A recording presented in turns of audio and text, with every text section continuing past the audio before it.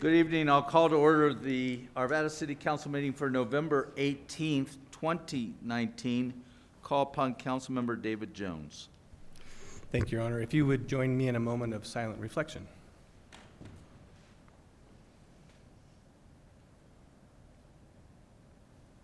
And now with the Pledge of Allegiance.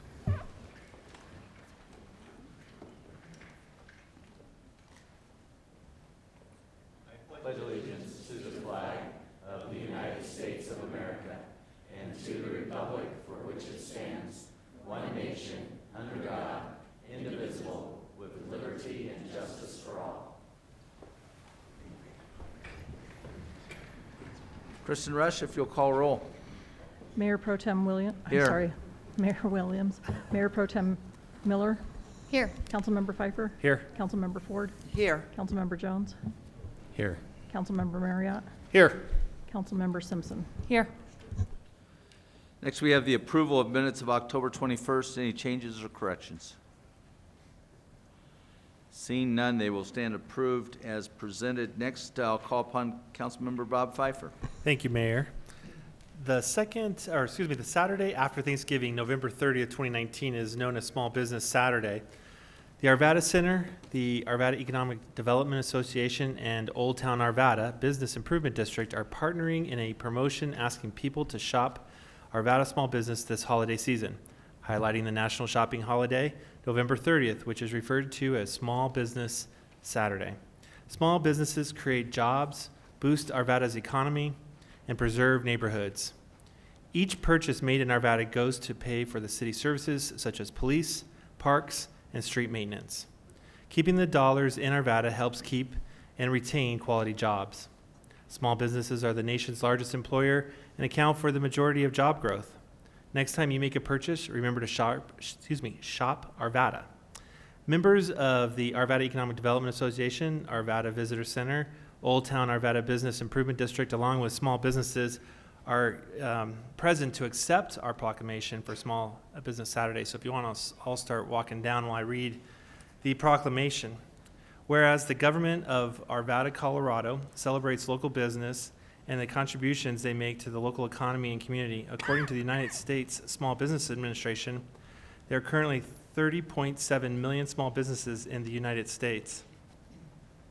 Are responsible for 64.9% of net new jobs created from 2000 to 2018, and whereas small businesses employ over 47.3% of the employees in the private sector in the United States, and whereas 94% of the consumers in the United States say Small Business Saturday has had a positive impact on their community, and whereas the most reported reason for consumers aware of the day to shop and dine at small independent owned businesses was to support their community, which was 96%.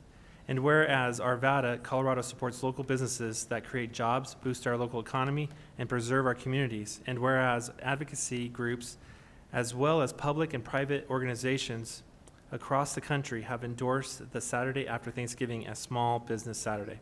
Now, therefore, the mayor and city council of the city of Arvada, Colorado, do hereby proclaim that November 30th, 2019, Small Business Saturday, and urge the residents of Arvada to support small businesses and merchants on Small Business Saturday and throughout the year. This is dated this 18th day of November 2019.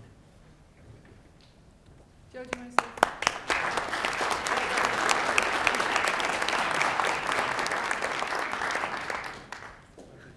Yeah. I can take it. I think Ryan was going to take it. Ryan, come on Ryan, here. come on up. Get up here.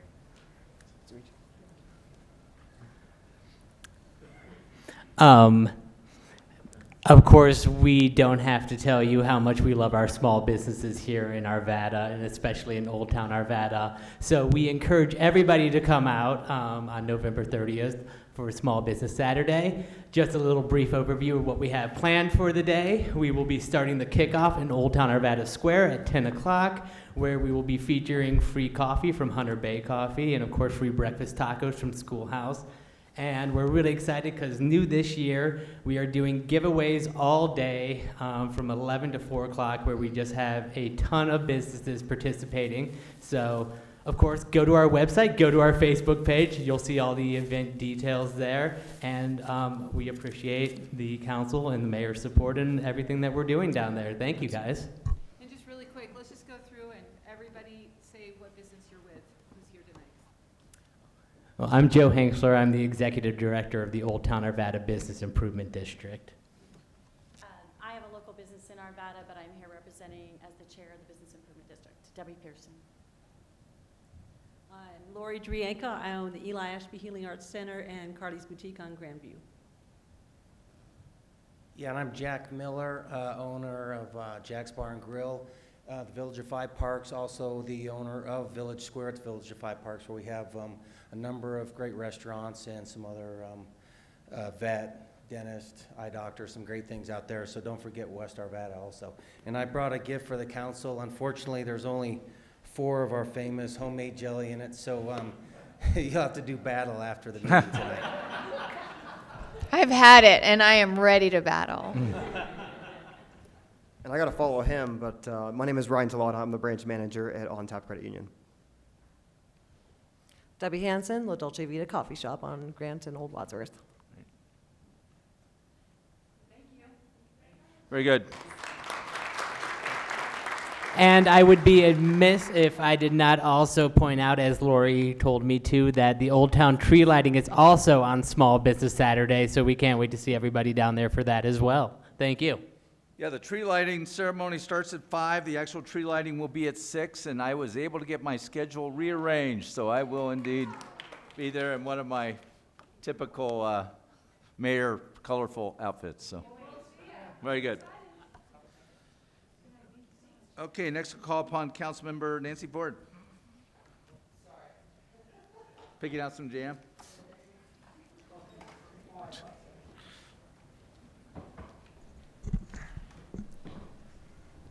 One in 11 Coloradoans struggle with hunger or not having enough money to buy food.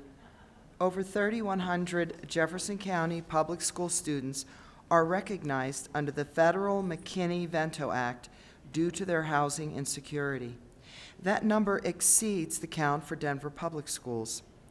This proclamation is being issued to bring awareness, advocacy, and action to the concerns of homelessness and hunger in our community. And I'd like to ask some of the representatives of our community partners to please come to the podium while I read the proclamation.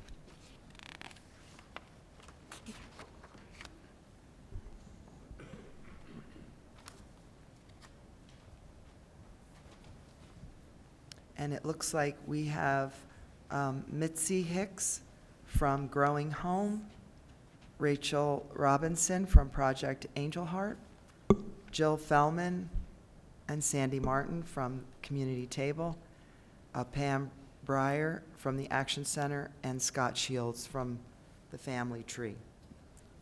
The City of Arvada is committed to ensuring every member of our community is able to achieve their full potential because our well-being as individuals and as a community is built over time by a team of people. And whereas National Hunger and Homelessness Awareness Week is held each year the week before Thanksgiving, serving as an important reminder that for many children, families, seniors, veterans, and others in our community, a lack of food or a safe, stable place to call home are preventing them from reaching their full potential. And whereas the purpose of proclamation is to educate the public about the many reasons people are hungry and homeless and to encourage support for homeless assistance service providers. And whereas in partnership with the City of Arvada, many organizations such as the Community Table, Family Tree, Growing Home, Project Angel Heart, and the Action Center are committed to building a well-being by connecting residents to available services, implementing public policy initiatives, and encouraging all Coloradoans to speak up and lend a hand so that we can be a place where everyone has a safe place to call home and enough food to eat. Now therefore be it proclaimed by the Mayor and City Council of the City of Arvada, Colorado, that the week of November 16th through the 24th, 2019 is designated Hunger and Homelessness Awareness Week. And this is dated this 18th day of November 2019, signed by the mayor and all of City Council.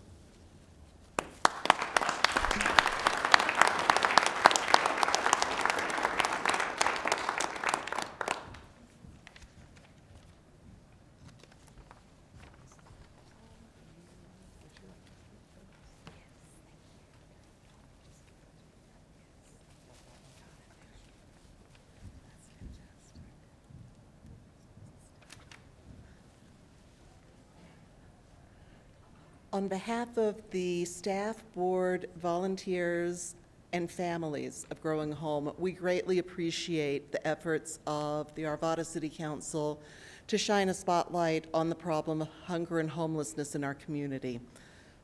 Thank you. Hello.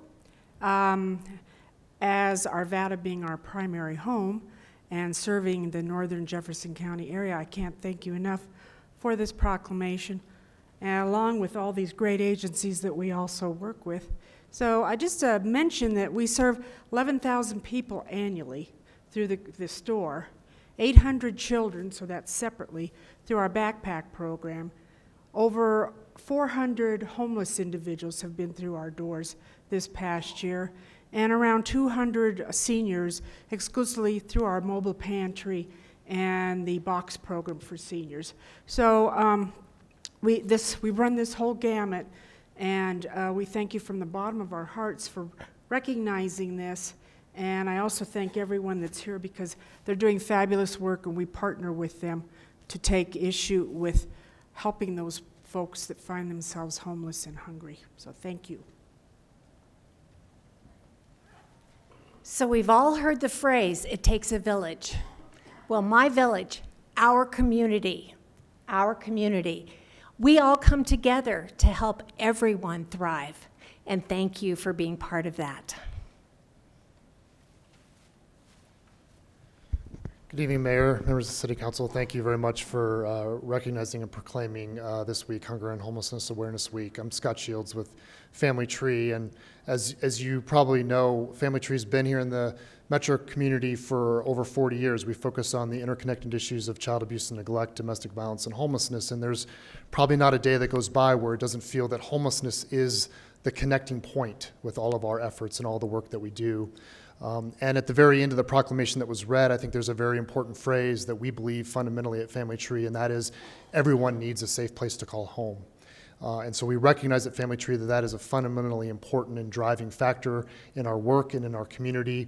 And we know that homelessness can happen to anyone, and that there's a variety of reasons why people experience homelessness.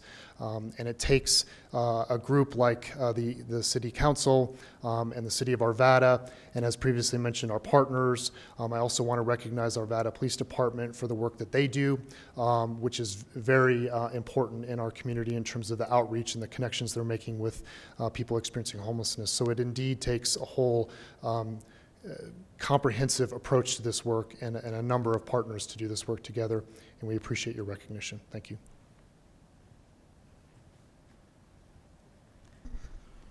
Good evening, Mayor and City Council. My name is Pam Breyer. I'm the Executive Director of the Action Center, and it's been some time since I've had the pleasure of speaking to you, so I wanted to say thank you for this proclamation this evening, and thank you for your support of the Action Center. As you probably recall, we serve 20,000 individuals a year across Jefferson County, serving those who are experiencing homelessness and those who are experiencing hunger and other challenges. We've watched this year as the needs are growing. In fact, just in the last couple months, our statistics that we track very carefully have shown that in August, we were seeing 40% of the folks coming through our door experiencing homelessness, and as of this month, we saw that number jump to almost 50%. So unfortunately, the needs are dire in the community, and we are so glad that you've brought attention to the challenges we all face. I'm happy to say I have good news announcing the reopening of our shelter.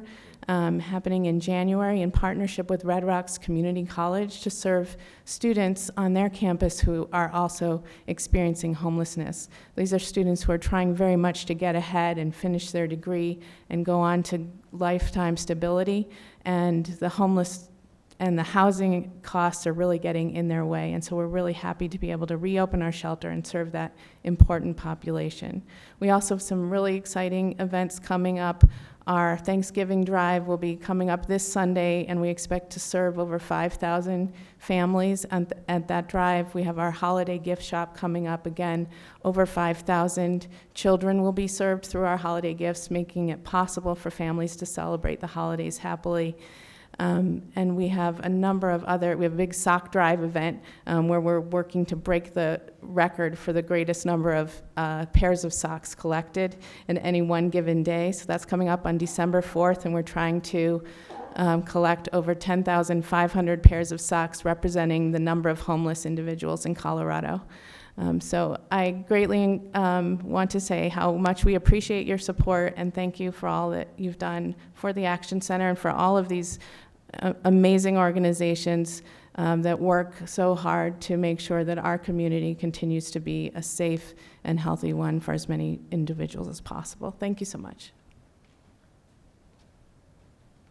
Mayor and council members, as well as my colleagues, I wanted to thank you all for your commitment to the proclamation and then your continued support. I represent Project Angel Heart, and so we serve a particular vulnerable population as folks are not only experiencing hunger, but illness as well.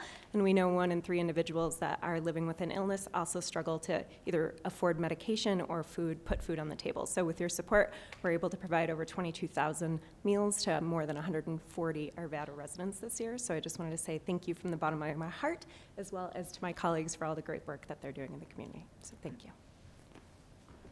Well, thank you all very much.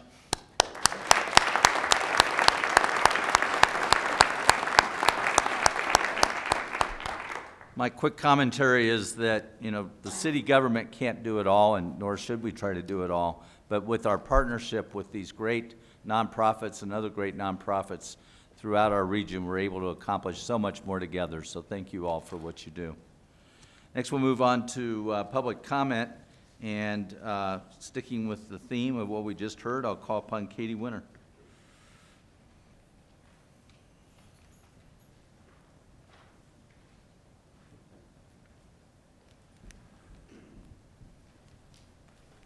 Good evening, Mayor, council members, staff, and fellow Arvadans. I'm Katie Winter. I live at 15097 West 63rd Lane here in Arvada. I'm here tonight on behalf of the class of 2020 for Leadership Jefferson County.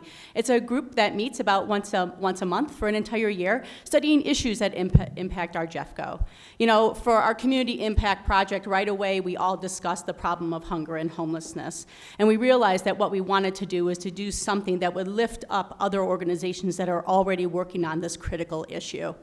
You know, it's really great to have proclamations and resolutions, and we've been collecting them from all over the state, from the governor's office, tomorrow at the Jefferson County building, and right here tonight. But resolutions need solutions, and we're really glad to hear that there are so many things that are being done regionally as well as locally to tackle this issue.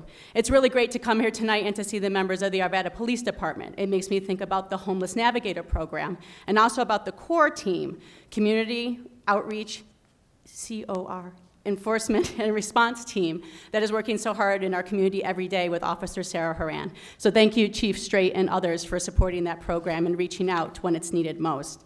I also think about the work of the Metro Mayor's Caucus. As I was at the Westminster and Wheat Ridge City Councils, other mayors praised Mark and the work that you've done collaboratively with city managers such as Mark Devon to really look at this and study this issue. For we know that if one city could have solved hunger and homelessness, they would have told all their other fellow cities, and we would have never had to deal with this problem again. But we don't have a solution yet, and it still exists. And we're not going to solve it alone here in Arvada. We're going to solve it together regionally, and then when we figure out that way to solve it, we're going to share it all over.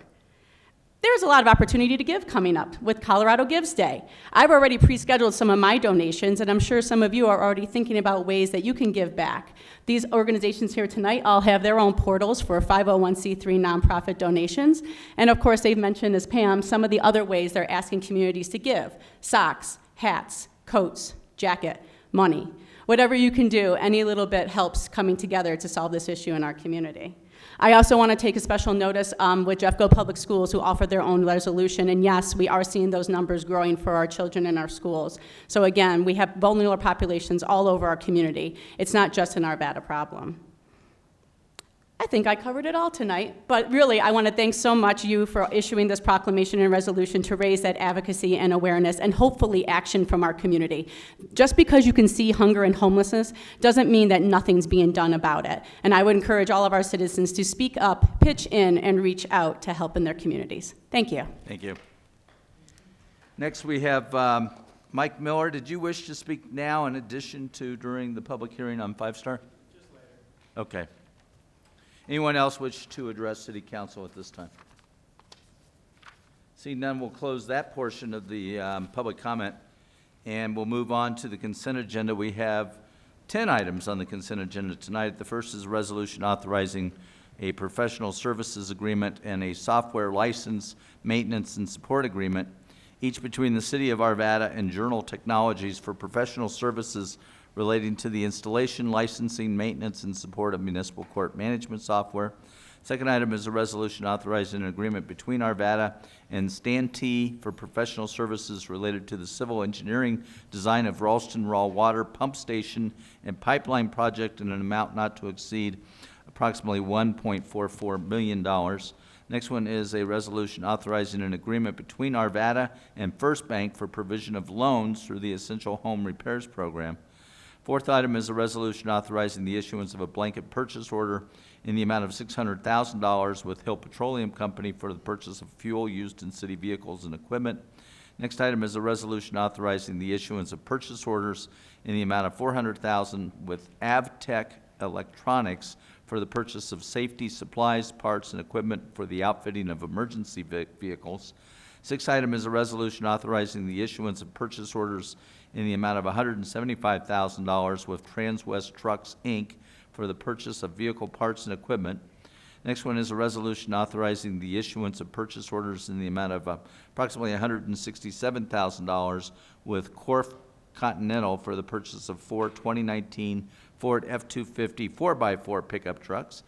Next one is a resolution authorizing the issuance of a purchase order in the amount of approximately $294,000 to Larry H. Miller Ford for the purchase of 7 2019 Ford Police Interceptor utility vehicles. Next one is a resolution authorizing an agreement by and between the City of Arvada and SEMA Construction, Inc.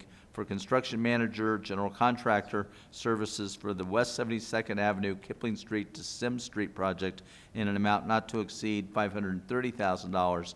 And the 10th and final item on the consent agenda is a resolution authorizing an agreement between Arvada and FCI Constructors for general contractor services for the Park and Fleet Maintenance Facility in an amount not to exceed $8,144,000. Mr. Marriott. Thank you, Your Honor. I move that that resolutions R 19-105 through R 19-114 be approved. Motions for approval of the consent agenda. All votes are cast. That passes 7-0. Thank you. Next, we have resolutions. First resolution is a resolution restructuring the membership of the Design Review Advisory Committee. Mr. Devon. Yes, Mr. Mayor, excuse me, and members of the council. This resolution before you tonight would change the membership of the Business Improvement District. It would remove the you don't mean the business, you mean the design I'm review. sorry. Yes, pardon me. Little vacation hangover here. My apologies. The Design Review Committee, it would change the membership of the Design Review Committee from its current configuration, which includes one representative of the Historical Society, one representative of HODA, one resident of Old Town, one business or commercial property owner in Old Town, and 3 at-large members. It would remove the HODA representative and install the Business Improvement District representative, as the Business Improvement District representative is the group that we have that provides our working relationship between the city and Old Town. This would help to, this change in the DRC as proposed would help to better formalize the working relationship between the city and Old Town, and we are recommending approval of the resolution. Very good. Any council questions or action? Mr. Pfeiffer, you're first. If there's not any questions, I'd like to make the motion. You may proceed. I move that Resolution 19-115, a resolution restructuring the membership of the Design Review Advisory Committee, to be approved. Motions for approval. All votes are cast. That passes 7-0. Thank you. Next, we have Resolution R-19-116, a resolution authorizing a second amendment to intergovernmental agreement by and between the City of Arvada and Urban Drainage and Flood Control District regarding final design, right-of-way acquisition, and construction of drainage and flood control improvements for Leiden Creek from Indiana Street to 72nd Avenue. That's the UDFCD number 14-08.08B, Arvada project number 17DR02. Mr. Devon. Yes, Mr. Mayor, members of the council, what this resolution will do is authorize an amendment which would allow for an additional $350,000 for the design, right-of-way acquisition and construction of the drainage and flood control improvements for Leiden Creek at Elkhire Street. Primarily, the additional money will pay for some additional flood control improvements that have been mutually agreed to between the city and urban drainage in order to improve the flood control capacity at that location. The other thing that I'd like to point out with this resolution is that you might recall that we had some issues that were identified by pedestrians that live in the area, particularly pedestrians that utilize Van Arsdale Elementary School, and also the equestrian community that utilizes that corridor to get to equestrian trails. So what we've been able to do is actually incorporate enhanced pedestrian improvements within this corridor as part of this flood control project. As we were needing to improve the flood control capacity in that area, we actually looped in some additional project money to help improve the pedestrian safety in that area, and we've utilized input from Van Arsdale Elementary School and the equestrian community to make that happen. So we are definitely recommending approval of this resolution. Okay, City Council question or action, Ms. Ford. I'd like to make a motion if You there may are no proceed. comments. I move that R-19-116, a resolution authorizing a second amendment to intergovernmental agreement by and between the City of Arvada and Urban Drainage and Flood Control District regarding final design, right-of-way acquisition, and construction of drainage and flood control improvements for Leiden Creek from Indiana Street to 72nd Avenue, UDFCD number 14-08.08B, Arvada project number 17-DR-02 be approved. Motions for approval. All votes cast. That passes 7-0. Next, we have Resolution 19-117, a resolution authorizing quitclaim deeds and certain assignments of property rights from the City of Arvada to the Jefferson Parkway Public Highway Authority of surplus property for use as right-of-way. Mr. Devon? Thank you, Your Honor. I'll be Rachel. handling this one. The Jefferson Parkway Public Highway Authority has requested that the City of Arvada transfer certain city-owned parcels of land necessary for use as right-of-way for the Jefferson Parkway. Arvada acquired some of the properties being transferred through dedications as part of the development of the Leiden Rock neighborhood and in anticipation of eventually transferring parcels to JPPHA. The remaining properties to be transferred were originally obtained for other purposes and are no longer needed by Arvada, and transfers to JPPHA have long been anticipated. To give you some background, in 2008, the City of Arvada entered into an agreement with Jefferson County and the City and County of Broomfield to establish the authority. In addition, in 2012, the city entered into an agreement called the Leiden Rock Agreement as part of Resolution 12-088 with the authority and with developer entities at the time. Both those agreements contain a variety of obligations amongst the parties. None of those obligations would be altered by the transfer of properties which occur as part of this resolution. Arvada has made previous contributions to the authority in the form of financial contributions, transfers of land, and other in-kind donations. All these contributions are tracked and logged as part of the advance and reimbursement agreement between the authority and the city, with the understanding that Arvada will be reimbursed at a future date, assuming the project is profitable enough to do so. The Arvada team recommends that City Council approve R19-117, a resolution authorizing quitclaim deeds and certain assignments of property rights from the City of Arvada to the Jefferson Parkway Public Highway Authority of surplus property for use as right-of-way. Very good. Mr. Jones? I just ready to make a motion if there's no other questions. Ms. Ford, question? I just had, well, you mentioned that we keep track of the value of this land, correct? And then, according to the agreement, if the parkway were not to be built, what would happen to all the land that was transferred to the JPPHA? So I can't speak for previous transfers, but for this transfer in particular, the rights that we're seeking to transfer to the authority are subject to what we call a reverter clause as part of the title documents. So it gives a time limitation on when the property, or when the parkway has started construction and when construction has been completed. And if those dates aren't met, the property automatically reverts back to the city. Similarly, if the property at some point in the future were no longer to be used as a parkway, we would automatically receive that property back. Okay, thank you. And I do want the record to reflect that the statement by council that the prior, was it an ordinance? It was a resolution. Are you talking Prior about- resolution and the terms and conditions of that survive and remain part of this transfer. They're not extinguished by this transfer. That is correct. The obligations in that agreement, the Leidenrock agreement, would remain in effect. Very good. Mr. Jones? Thank you. I move that R19-117, a resolution authorizing a quitclaim deed and certain assignments of the property rights from the City of Arvada to Jefferson Parkway Public Highway Authority of surplus property for use as a right-of-way be approved.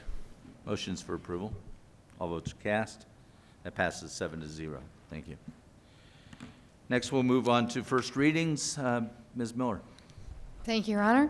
I move that Council Bill 19-045, an ordinance approving a conditional use permit to allow for a child daycare facility in a PUDI zone district for the Goddard School North Table Mountain, generally located at 12720 West 54th Drive, and Council Bill 19-046, an ordinance authorizing the Fifth Amendment to the 2005 intergovernmental agreement by and between the City of Arvada, Colorado, and the Jefferson Center Metropolitan District Number 2, and Council Bill 19-047, an ordinance adopting the floodplain map dated November 15, 2019, as the official floodplain map of the City of Arvada, superseding that dated on February 13, 2018, and further adopting the floodplain insurance study and the flood insurance rate maps prepared by the Federal Emergency Management Agency, and Council Bill 19-048, an ordinance authorizing the amendment and restated intergovernmental agreement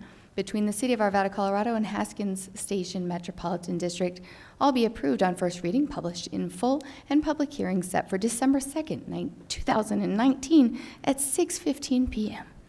Motions for approval on first reading. All votes are cast. That passes 7-0. Thank you. Next, we have a State of the Police Department presentation. Mr. Devon. Yes, Mr. Mayor, members of the council, we're pleased to have Chief Linkstraight and members of his command staff that will be presenting the summary tonight.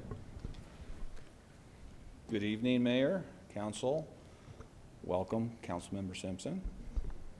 I'm Linkstraight, Chief of Police for the City of Arvada, and we know you have a big agenda. We'll try not to take too much of your time tonight. We're here to speak to the council priority area, safe community. And did we lose our... And before I turn it over to Deputy Chiefs A.J. DeAndrea and Ed Brady, who are here to speak to their respective areas of responsibility in the organization, I'd like to talk about a council strategic result and a priority to the PD, and that is PD staffing. Our efforts in staffing include recruitment and retention, obviously. And part of our recruitment efforts include our work with an agency of record, or AOR, which is a company we contracted with, and we use them to develop a strategy to attract recruits to the Arvada Police Department.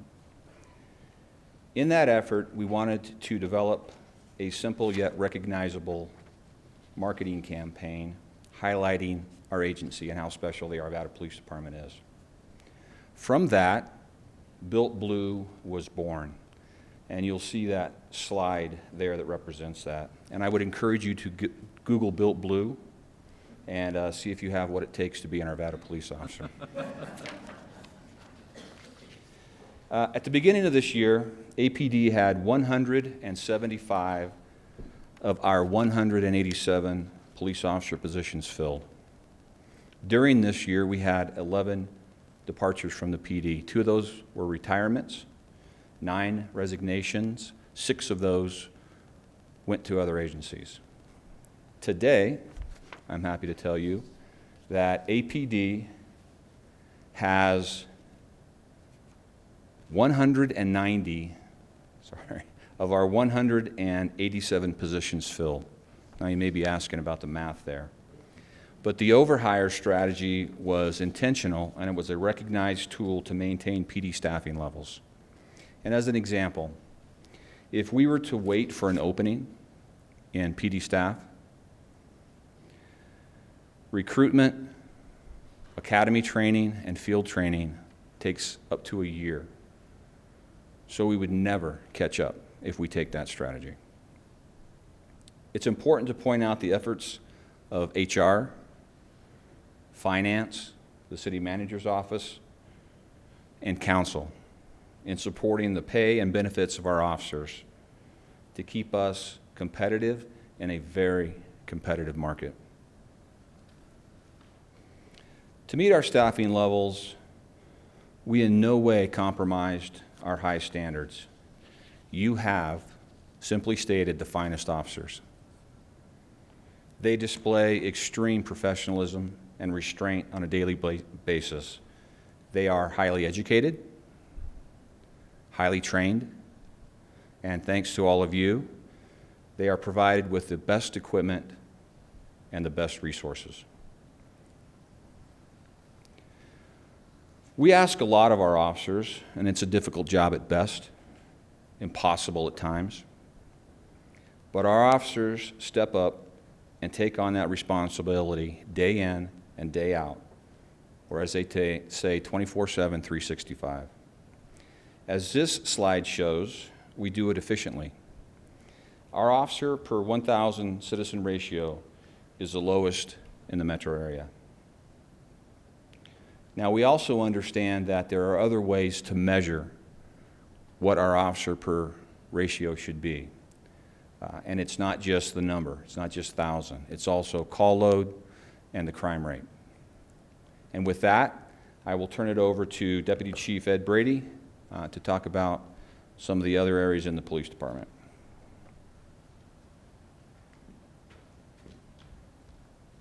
Good evening, Mayor, members of council. I am Ed Brady. I'm the Deputy Chief over the Operations Division of the Police Department. The Operations Division consists of our Criminal Investigations Bureau, which is commanded by Commander Eric Kellogg, our Administration Bureau, which is commanded by Commander Melanie Thornton. She was unable to attend this evening. Our Civilian Operations, and we currently have a vacancy for a manager position. Our 2 graveyard teams, which are commanded by Commander Mark Nazarick, who also oversees our core and our crit units, and Commander Anthony Barros oversees the other graveyard team, and he also oversees the Jefferson County SWAT team as a commander there. Tonight, I'd like to talk to you about crime in Arvada, and then some of our efforts of our crime lab, our newly formed crit team, or core team under our crit unit, evidence and our evidence storage issues, and then lastly, our records unit and our newly implemented records management system. So first, I'd like to talk to you about crime in Arvada. And I think that there is some temptation when looking at numbers to initially be alarmed. So my goal tonight is to give you a realistic understanding of crime here in Arvada, but to also put it in context. On this slide, you can see that we are the fourth safest out of the 11 cities that are surveyed here. From this slide, you can see over the last year that our crimes against people has increased. Crimes against people include things like robbery or assaults. We've also seen crimes involving property increase, such as theft. And this slide doesn't depict it, but we've seen offenses involving weapons. That has also increased, and I'll talk about that in a moment. But let me highlight one crime that we investigated and solved. In the spring of this year, we had 3 robberies where a 25-year-old suspect drove up to people asking them for directions. When they kindly went to give him directions, he robbed them at gunpoint. A total of 5 robberies like this occurred in the metro area. The suspect was later found by our patrol officers, and he fled from them. Our investigations unit, led by Detective Buemi, and our CRIT unit were able to set up surveillance on this vehicle and later captured this suspect and placed him under arrest. I would note that this suspect had served time in the Department of Corrections for burglary, and he was actually out on an ankle monitor while he was committing these crimes.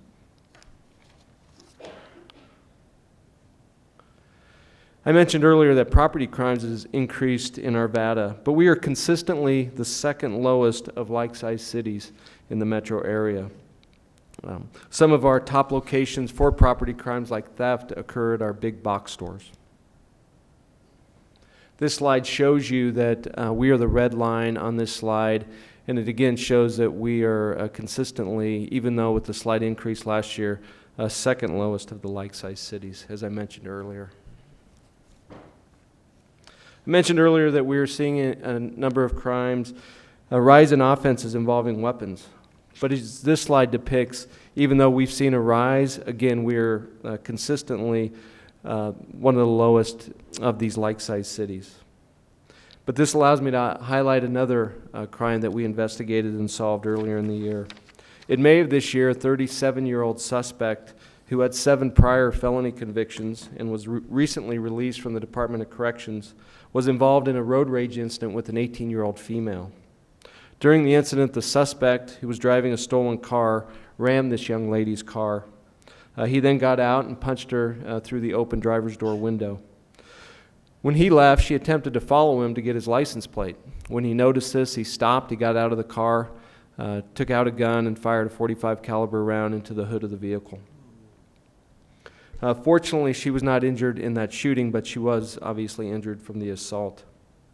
By the great work of our Investigations Bureau, led by Detective Grisham, we were able to identify the suspect and get a warrant for his arrest. When Arapahoe County located him down in their jurisdiction, he again fled from them, got involved in a pursuit, rammed a deputy's vehicle. They got into an altercation, but ultimately were able to place him under arrest. He is now awaiting trial for those crimes. So I'd like to put our increases in those crimes in perspective by looking at crimes across Colorado. Since 2013, violent crime has increased every year. In fact, violent crime in Colorado has risen 36% since 2013. Our property crimes in Colorado has risen 14% since 2013.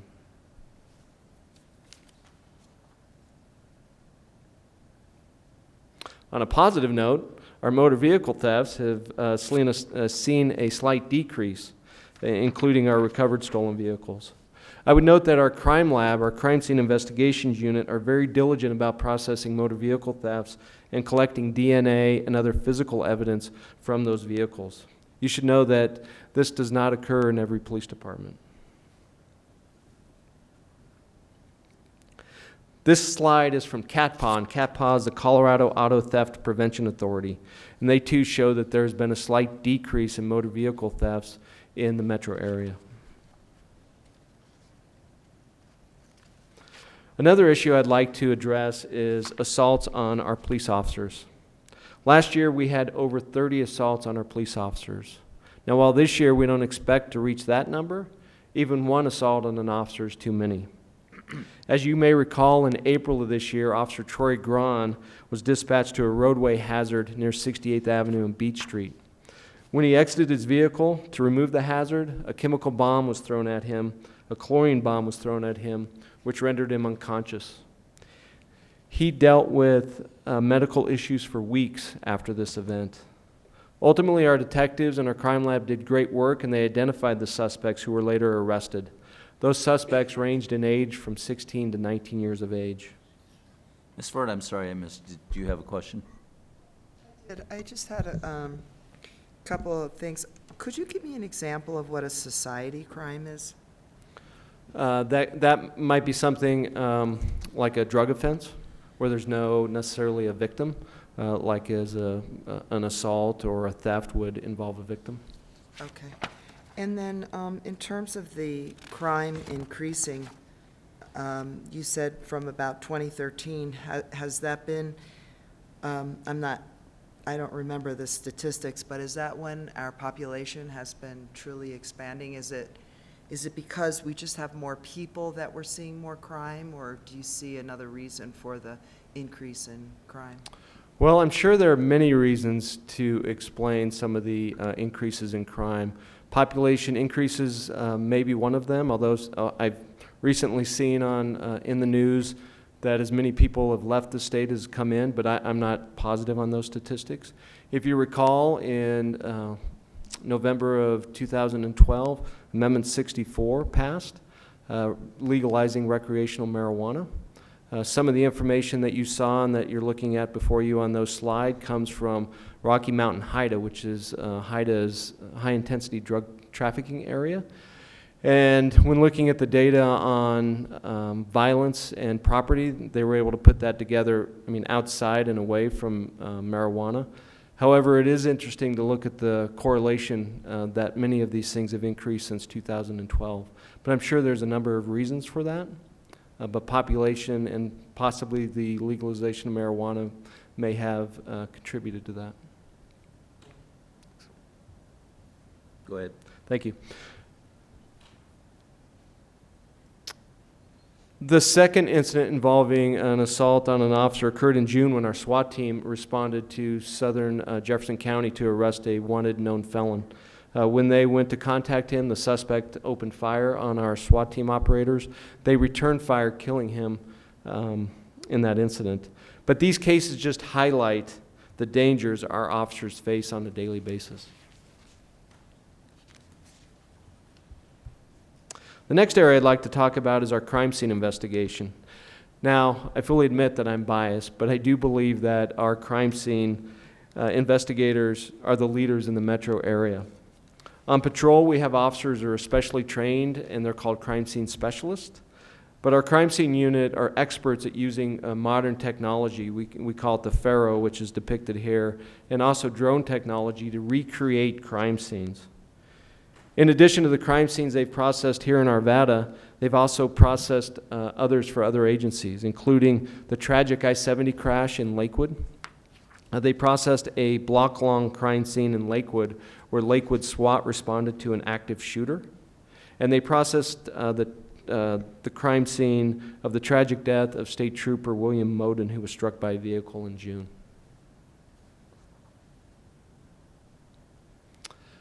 Katie Winter spoke about our core team earlier, and she almost got the acronym right. This is our core team, and it's led by Sergeant Mike Touchton there on the right. The other officers involved are Officer Mike Hall, Officer Sarah Horan, and Officer Craig Brownlow. The core team actually stands for Community, Outreach, Resource, and Enforcement. And we selected that very carefully because that is really the mission of our core team. You can see, again, since about 2013, we've had a significant increase in the number of contacts we've had with transient and homeless individuals. Beginning in 2013, there were about 387 contacts. Last year, there were well over 2,000 contacts with homeless or transient individuals, and we're certainly on pace this year to reach that again. As part of their outreach efforts, our core team was involved in National Night Out, our Harvest Festival. They worked with our regional partners for the homeless count. They met with the staff at the Rising Church in Old Town, and they also reached out to all the business owners in Old Town. And as you know, the city is looking to add a homeless navigator position. Our core team has many resources. Some of them are depicted here on this slide, but they work with well over 50 organizations. Since July, our core team has helped clean up 7 homeless camps. And you should know, every time we clean up one of these camps, we offer resources to the people that are in that life situation to get them the help that they need. And of course, enforcement is the last piece of our core. Since July, there have been 11 felony arrests and 44 misdemeanor tickets issued. July is the date we use because that was when they were initially formed. Being over the operations division, I also oversee the evidence unit and our evidence storage. And since about 2012, we've seen an increase in intake in our evidence due to many factors. We've doubled our lab staff, which has increased our evidence intake. We've added crime scene specialists, like I mentioned, on our patrol, which has increased it. We have more patrol officers than we did then. We process more scenes, as I mentioned earlier, with recovered stolen vehicles. And lastly, there have been legislative changes which have impacted our retention periods. For example, crimes involving sex assaults are now held for a minimum of 20 years instead of 10. We're currently at 90% capacity for our evidence storage. And I'd like to end my portion of the presentation with a shout out to those PD and IT staff that were involved in the transition of our records management system. The last time we transitioned to a new records management system was in about 2002 when we went with an Intergraph product called iLeads. But as you know, several years ago, we agreed with our Jeffco partners to enter into a regional consortium. With that agreement, we began a multi-year transition to niche RMS. And our efforts were led by records lead Erica Gallegos and Carlos Volgamont from IT, and I'd like to give them a special thanks. And I'd like to thank you for your time this evening, and now hand the podium over to Deputy Chief DeAndrea. Thank you.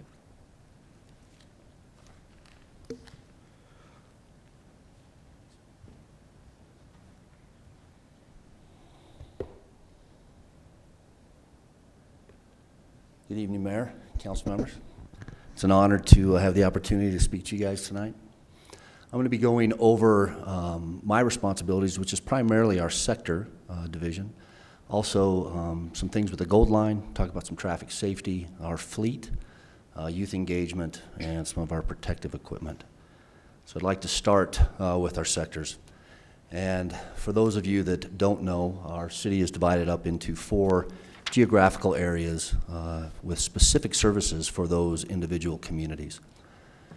Basically, we break them up into Adam, Baker, Charlie, Delta is what we call them within the police department, Lake Arbor Community Station, our Westwoods Community Station, and Whisper Creek, and then Baker is headquarters. Go into detail a little bit with those.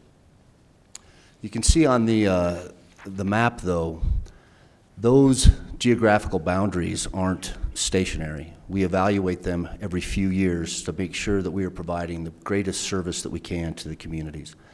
Centered in those, and not necessarily geographically, but the hub are those community stations.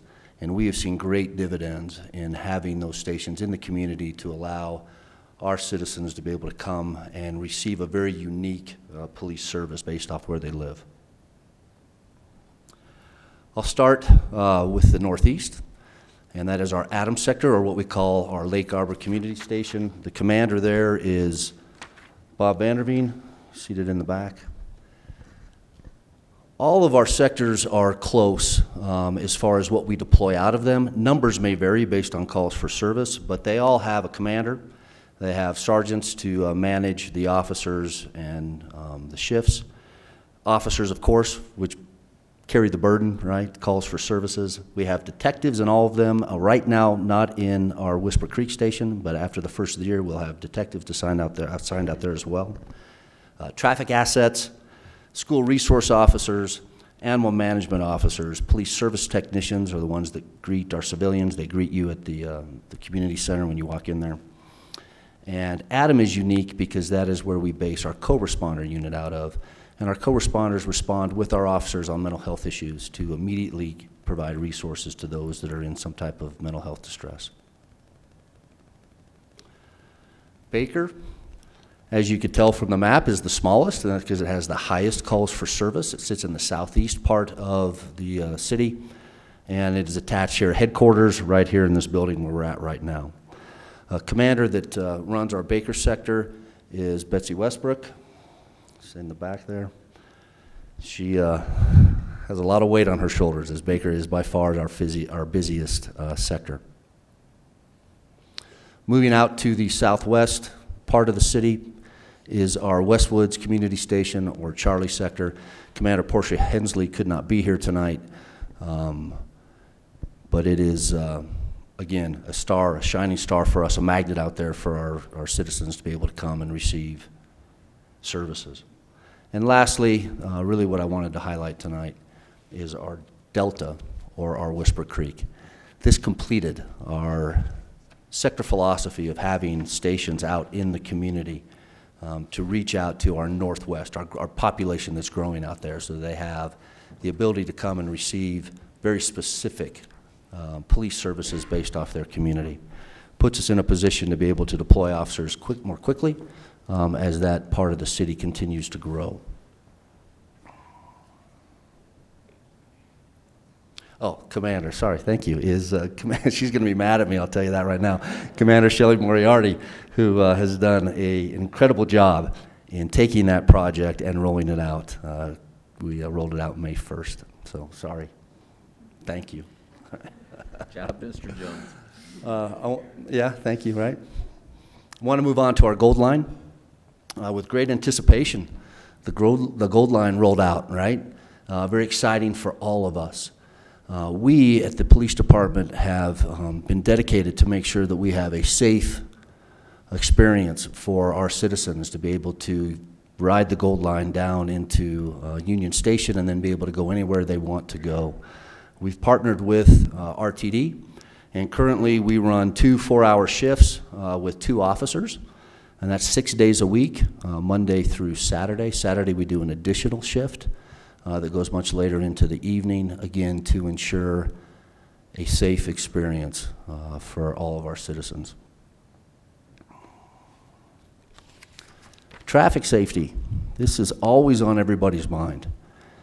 And as you know, as our city gets, as we grow out, as our population grows, it's harder for infrastructure to follow. And so there's times where we feel like we're more congested, it takes longer, there's frustration. But traffic safety truly is a high priority for us. We try to concentrate on reducing the number of accidents, and we do that through a bunch of different efforts. But in this graph right here, you can see starting Q1 in 2017 to Q2 of 2019, we have seen a decrease, especially the last 2 quarters, in traffic accidents. Now, I need to throw the caveat out that we have done some changes as well, as we've changed to TriTech, our dispatching system, and now Niche. And so we're not sure exactly how that data is going to come from here on out. We're going to get the data, it's just in a different form. And so we're trying to figure out the best way to be able to track that and be able to report it back out to City Council and our citizens. Next graph up here kind of compares cities of similar size. And again, I think it shows our efforts probably better than the first graph.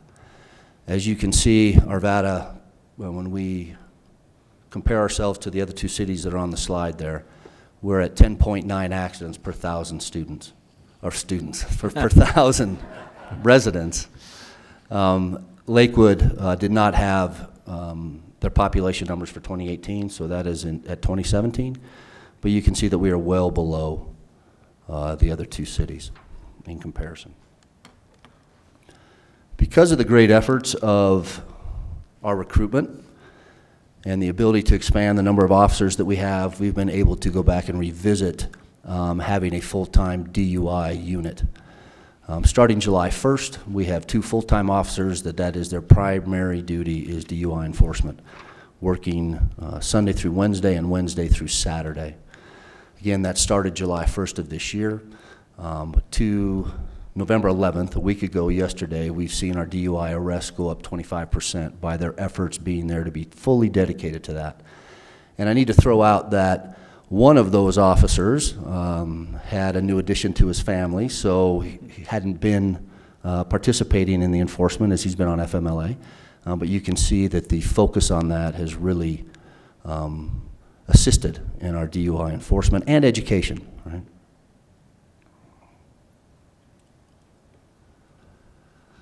Wanted to catch up on our fleet, as I know this has been a hot topic. And so just kind of where we are at sitting today. From January 1st of this year, we have added 12 new additions to our fleet, and we have completed 12 replacements. And when I say we, it's not me at all. It's not the police department. This is done by the great efforts from our fleet department and IT. They are working nonstop. They've got this down to an art where they are completing a new build in about 6 days. And I'll tell you, we just had a bad accident last weekend. One of our officers was involved in, and truly I believe his injuries were minimized by the amount of work and effort that Fleet and IT put into our cars. Nothing was dislodged. I mean, if you look at one of the patrol officers' vehicles, there's all kinds of things in there that could be dislodged or moved in an accident, and every one of those things stayed in place, and it's a testament to the dedication of Fleet and IT and the work that they do. We currently have 5 replacements still on site waiting to get built out. 2 of those happen to be our 2 canine vehicles. We get a lot of comments about our canine vehicles. They look old. Well, they're here. We just need to get them put out there. And we're waiting on the delivery of 9 new additions to include 4 F-150s. We're excited about putting some Ford F-150 pickup trucks into our fleet as patrol vehicles, and the benefits that that's going to give. 1 each will go to one of the sectors, and we'll evaluate their effectiveness and our patrol capabilities. We're still waiting on the delivery of 3 other replacement vehicles, but at the completion of this project, of all the new additions, our fleet will go up to 126 vehicles. That's about 21 vehicles more than where we were. So we're excited about that. Juvenile engagement. Something that sits on all of our minds, and one of our biggest concerns and one of our huge focuses. And the lion's share of that goes on our school services unit. And I don't want to say they do all of it, because every one of our officers is involved in some way in juvenile engagement, but really the lion's share is on our school services unit, or our SROs. They do an amazing amount of work. And I want to highlight just a few things. From August 1st of just this year, they have handled 850 calls for service within our schools, and 228 of those were safe to tells. And to understand our SROs, that's only 9 officers. That is a ton of work. We have 4 school resource officers in our public high schools, 4 in our middle schools, and 1 that is a rover within our elementary schools that primarily works on the east side of the city. They're involved in you name it. Education moments, every time they can seize it, they teach classes. They are interacting with the students after school, during school. They attend all the athletic events, and truly dedicated to the juveniles in our city. That leads us to, and it shows the success, leads us to our Teen Academy. Because of their engagement, last year we had the largest Teen Academy that we've had to date, and it had 20 students. That's all we had room for, and we were able to fill it with those students. Those students get to spend a week with our officers learning about what it means to be a law enforcement officer, and hopefully sparking something inside of them to want them to serve. Our Parents Academy has branched off of that. The last one we hosted was our Arvada Senior High School just a couple months ago. We partnered with Children's Hospital of Colorado and had them bring out their medical experts to speak to parents about the hazards of vaping. We also brought out our marijuana grant trailer, which has been converted into, basically looks like a children's room. And it allows the officers to walk a parent through to say, hey, these may be areas where a child may hide narcotics or paraphernalia, but more importantly, it allows the officers to speak with parents on how to bring up these issues and how to have conversations with the students. And it allows them the opportunity to have that one-on-one. We're very proud of our Explorer Post. For those that are unfamiliar with the Explorer Post, it's a professional law enforcement-oriented organization jointly sponsored by the Arvada Police Department, the Boy Scouts of America, in association with Learning for Life. Our post currently has 9 juveniles assigned to it. That's monitored by 3 advisors and 1 sergeant, and we're very proud of them and their accomplishments. They go around the state, they compete in tactical events and crime scene processing. They help us out on major events. They come out and make a presence, and they're good ambassadors for the city of Arvada. Restorative practices. These are classes offered by Jefferson County Public Schools. It started from Arvada Senior High School back in 2017, has become a district-wide initiative. The SROs work closely with the Restorative Justice Liaison, Taylor Mana, and they work together to prevent and mediate issues involving social media, harassment, fights, and they look for different discipline options, and it's been very successful. Kids and cops. This one kind of drifted off, and I think when I spoke to you last time, I talked about we're trying to reevaluate this and see where we can go with it. And we're really happy with the direction that we're headed. This is where our officers meet with student councils of the high schools to hear about their issues and have one-on-ones.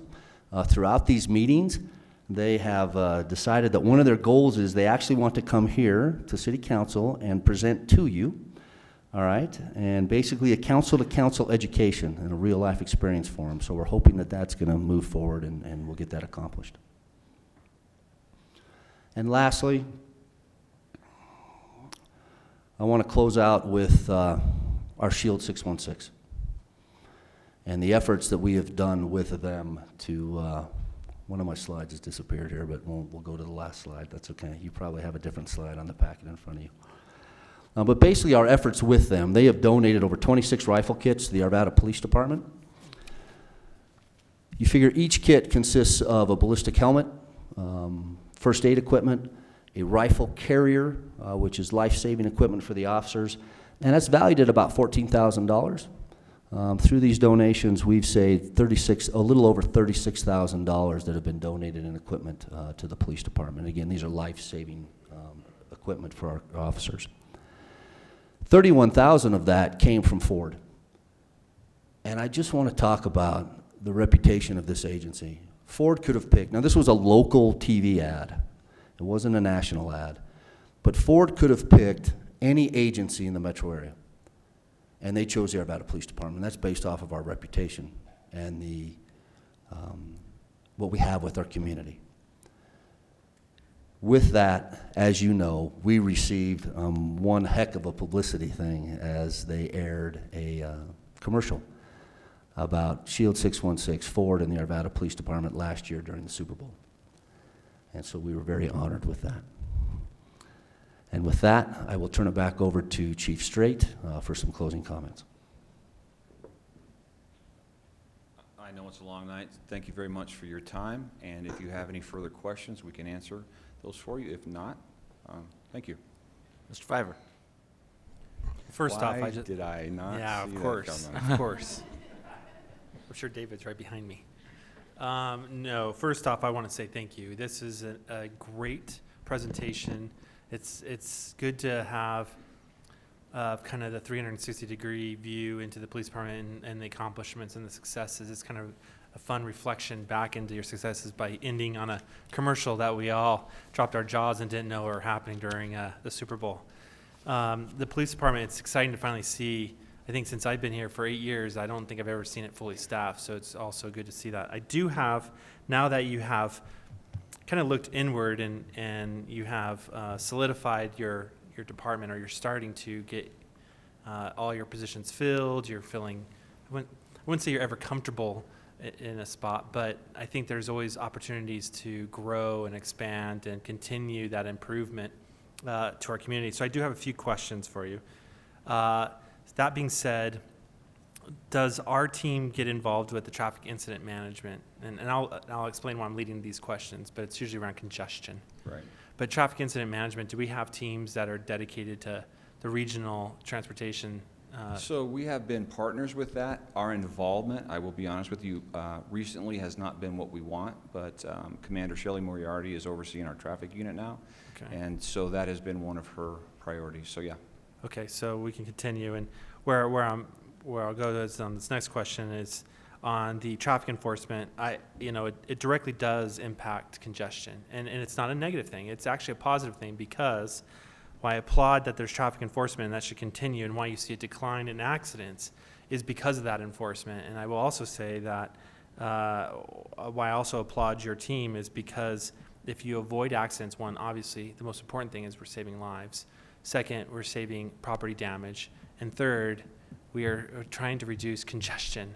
When an accident happens, it takes 4 minutes for every 1 minute that accident's there to recover. So, I was thinking, I saw an accident hit on Ward. I used to live off Ward and 56th, and an accident hits, and then at rush hour, and next thing you know, you see it for about an hour and a half, just jammed up.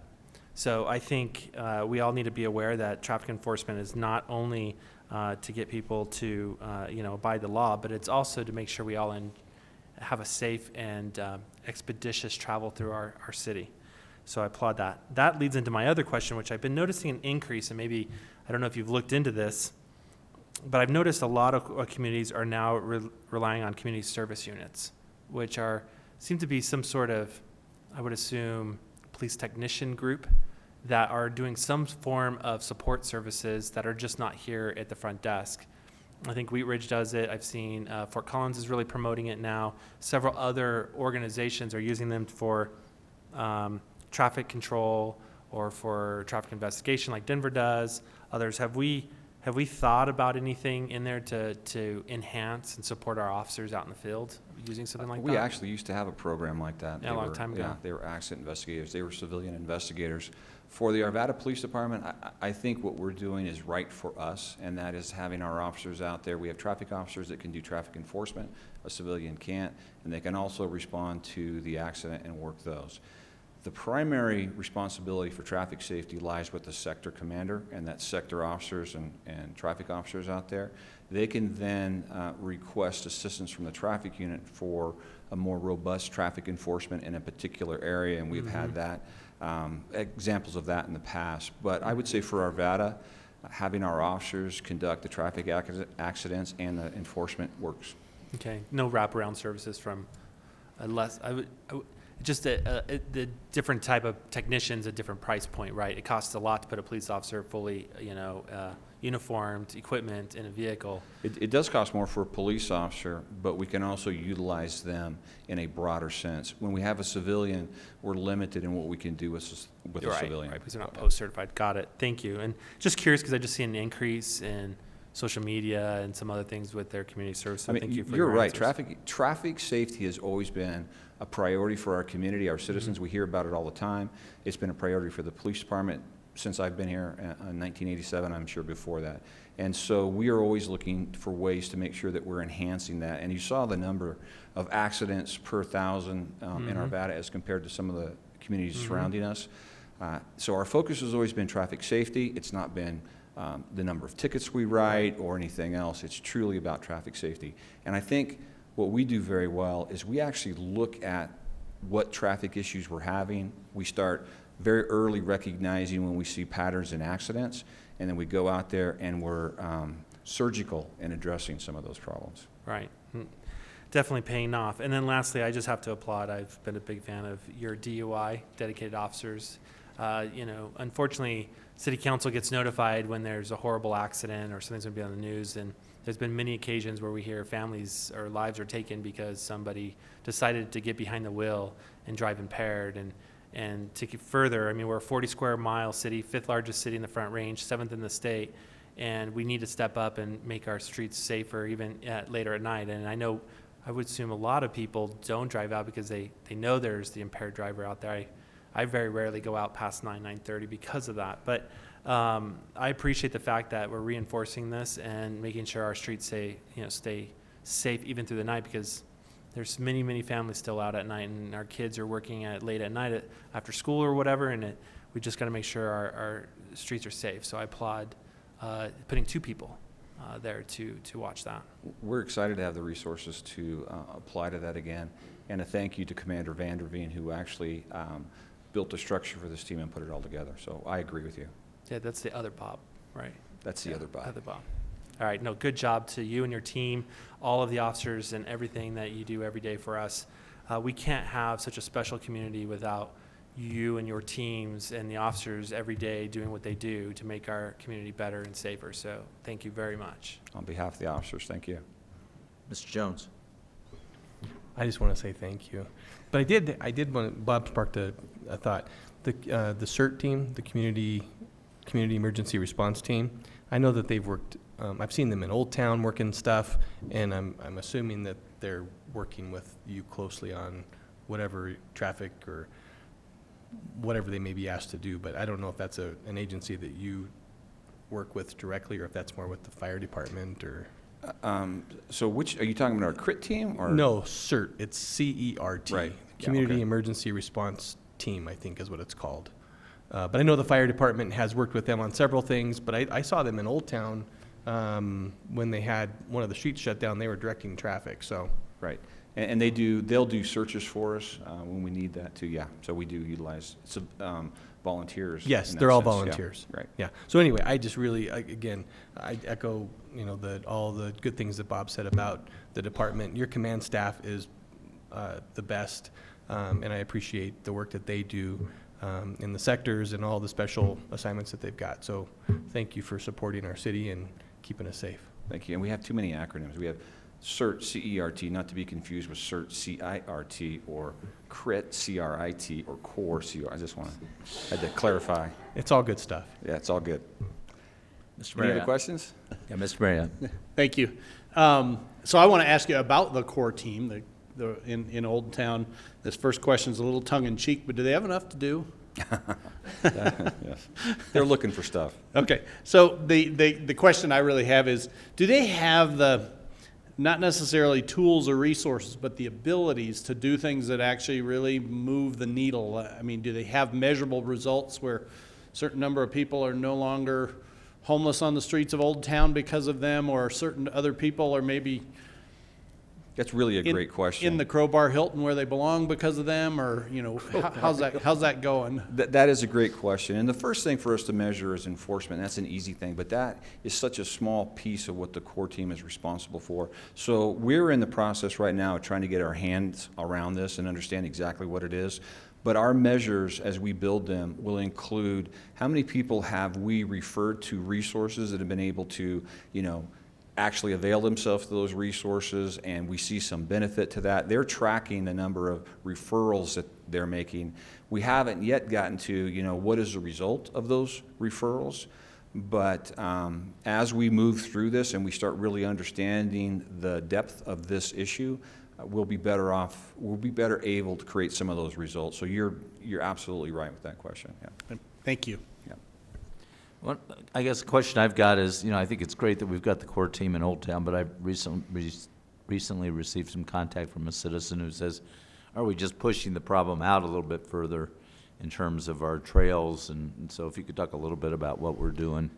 So when we think of the core team, we automatically kind of go to the Old Town area. We recognize when we established the core team that the homeless issue and the transient issues that we are experiencing in this city are far beyond the homeless or the Old Town area, and it is out into our community from east to west, north to south, and so our core members are working with that. I don't believe we're pushing them out.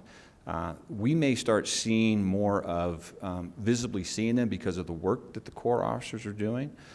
They're going to be out there, they're going to be engaging them. They may be disrupting them from some of their encampments that most people don't realize the homeless encampments that are throughout the city.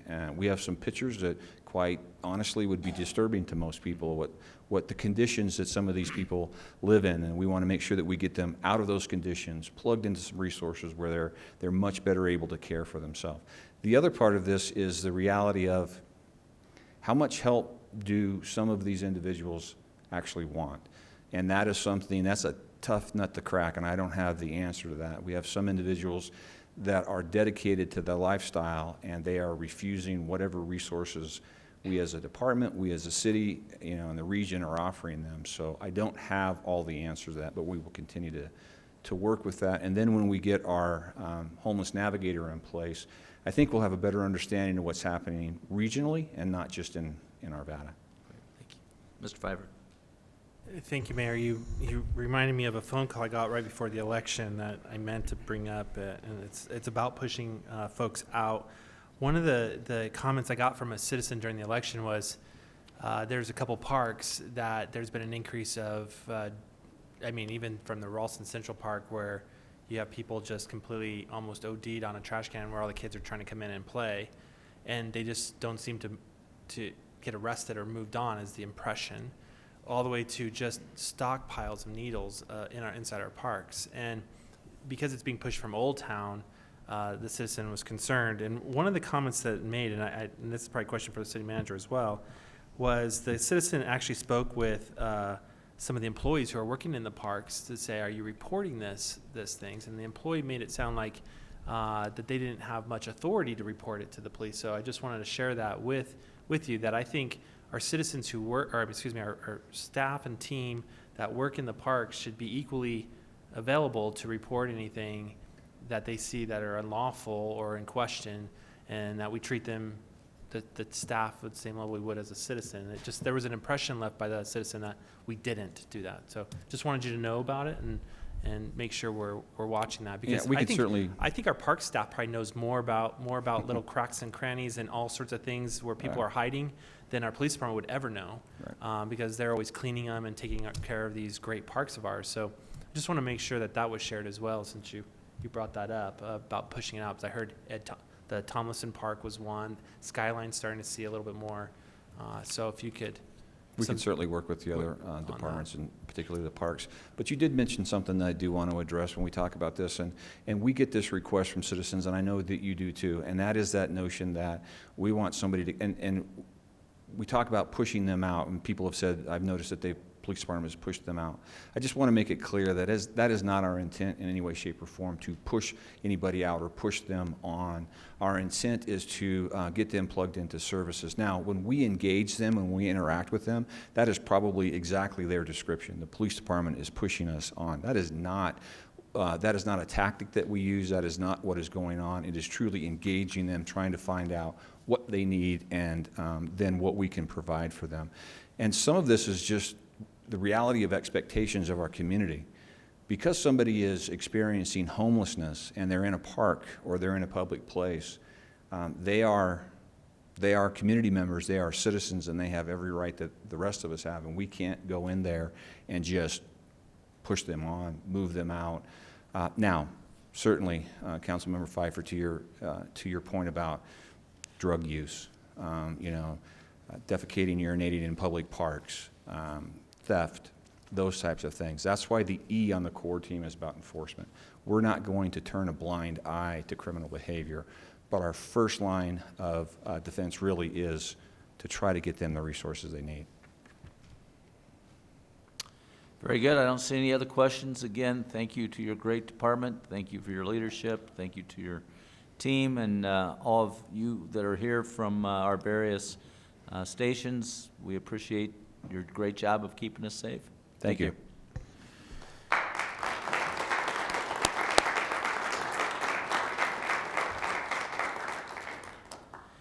Mr. Devon, we next are going to get a report on the third quarter financial situation. Yes, Mr. Mayor, members of the council, Brian Archer, Lisa Yagi will present information on the third quarter financial report, and Brian informed me he's looking for applause after his report as well. Yeah, I'm a little offended.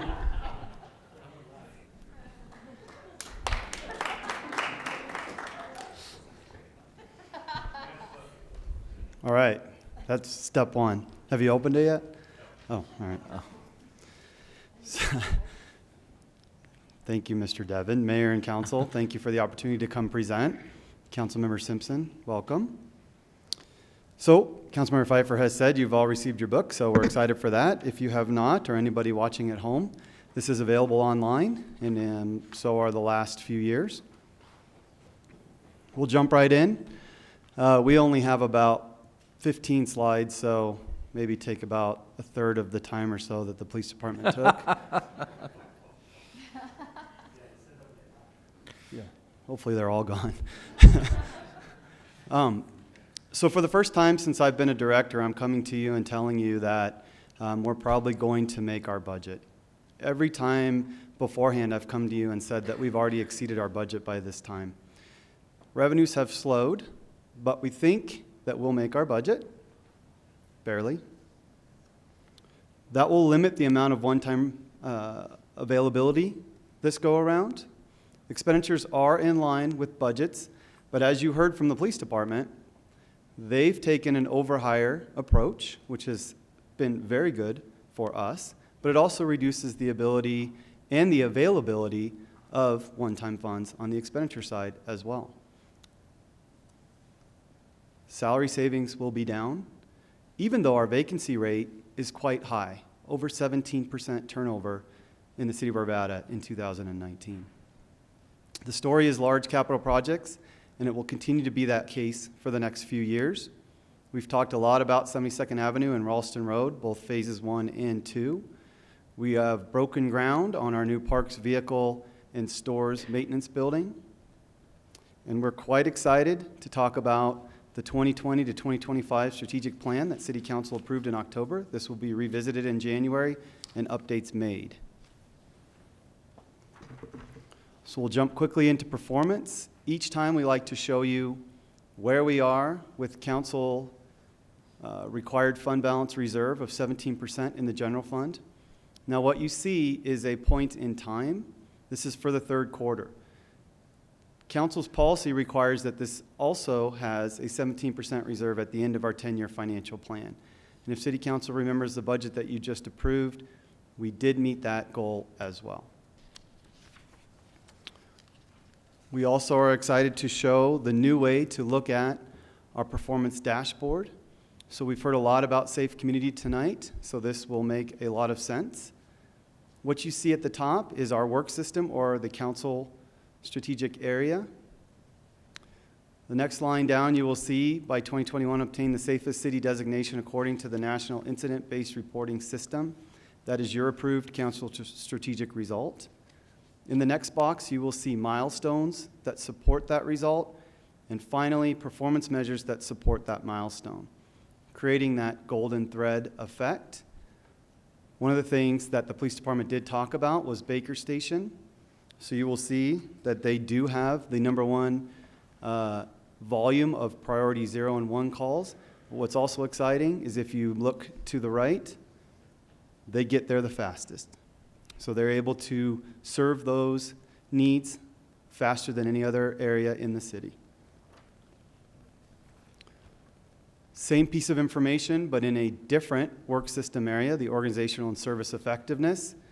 The council strategic result, by 2023, obtain a minimum of 4.5 out of 5 on the 5-star community rating to demonstrate the city is meeting the community critical needs and expectations identified in the survey. This is our hope that we can start monitoring and meeting the needs of our citizens better. Again, milestones and strategic results. And then as you move down to the bottom, performance measures that support that.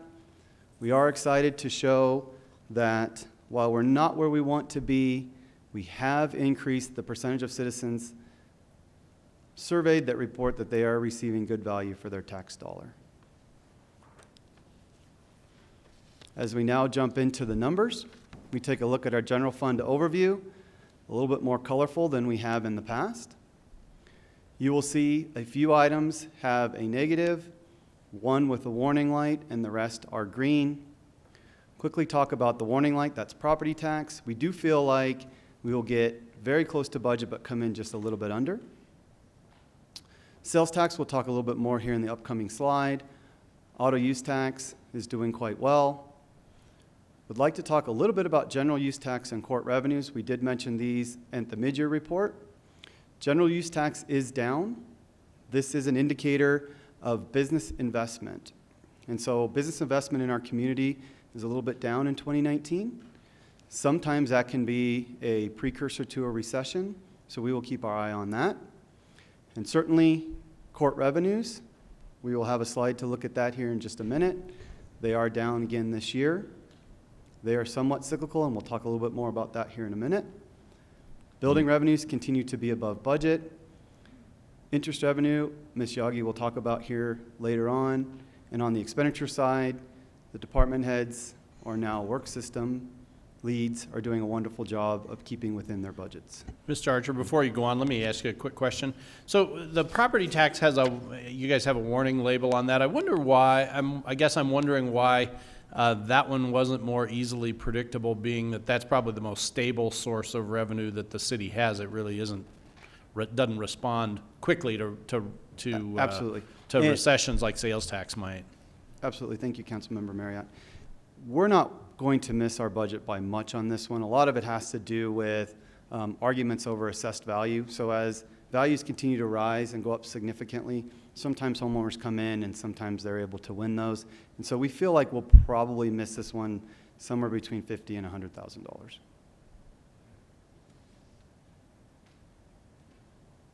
Graphical representation of auto use tax, which continues to go up.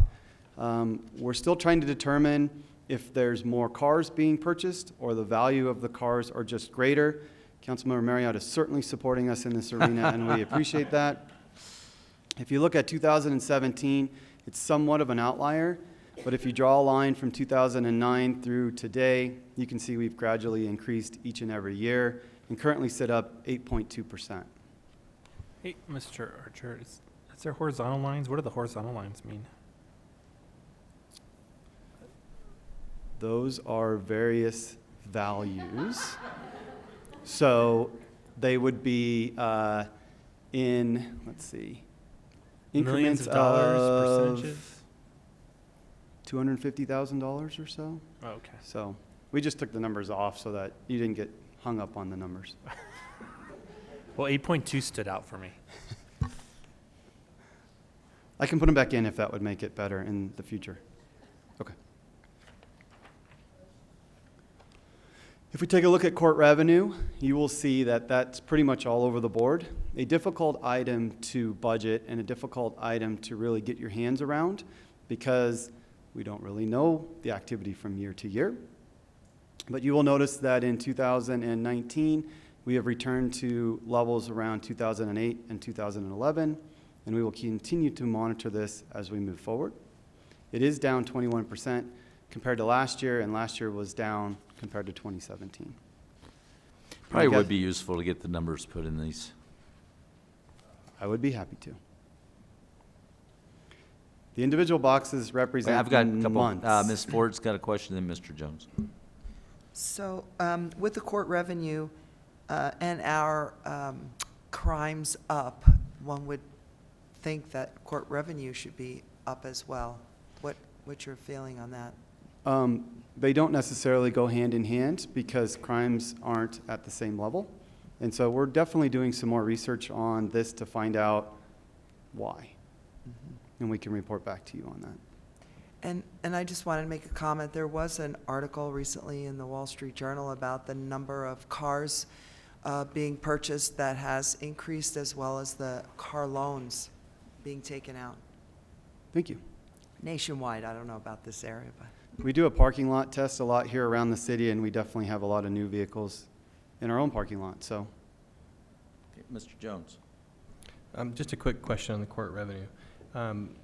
Is that, I guess I just struggle with that on as far as how do we ensure that the court's not a business, in connecting revenue and profit?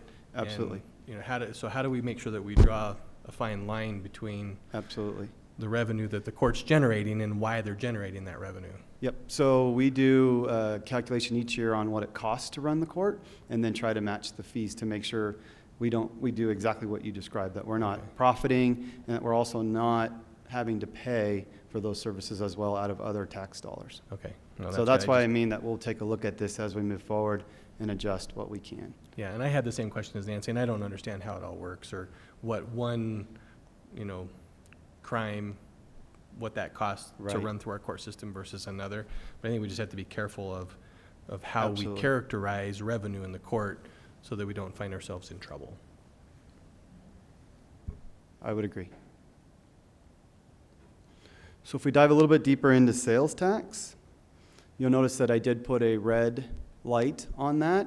That is because we are currently up for the year 1.5%. If you do remember, in the mid-year, we were flat. So we've had a very good third quarter, but we are still under our budgeted estimate of 3%. So this will look a little bit different to you this time than it did the last time. We have converted and moved over to the NICS coding system, and I see everybody saying, what is that? That is the North American Industry Classification System. It is used by the majority of other cities, and it enables us to group and compare our sales tax revenues with other agencies. This was a project that was completed by our sales tax department last year, and now we have a complete year so we can compare internally. What you saw before was the City of Arvada's classification that we had since the 1960s, and so we've updated. In order, these are our top 10 categories. They amount to 98% of all the revenue received from a sales tax percentage, so I think it is representative of what we're getting. Retail is 50% of all the revenue we receive. Wholesale adds another 17% to that. They're both on the monitor as they're bringing in 1.4 and 1.3% growth respectively. As you move down the page, each one of those items accounts for smaller and smaller percentages. While construction and real estate are down double digits, they're also very small when it comes to overall percentages of the total. Yeah, Lauren Simpson. Just a quick question, with the holiday season approaching, if the retail is such a large portion, 50%, approximately with the upcoming holiday season, do you expect that gap to be made up, or is this lagging so far on the year that we expect it to come in under projection? Great question. We are expecting it to probably come in under projection because our retail sales each year are pretty standard. While they do increase over the rest of the year, they're pretty much the same year over year. So we do feel that unless we see a tremendous uptick, we'll probably end around 1.5 to 1.8%. The consumer is supporting the overall economy quite well, but I don't know if it will make up that gap. If we drill down a little bit further on the NICS codes, this is representative and another way to look at it, and I apologize with the colors, this might be somewhat difficult to read. What we were trying to capture here is, again, food and beverage, merchant, wholesaler, and food and drink places capture over 50% of the overall sales tax that we receive.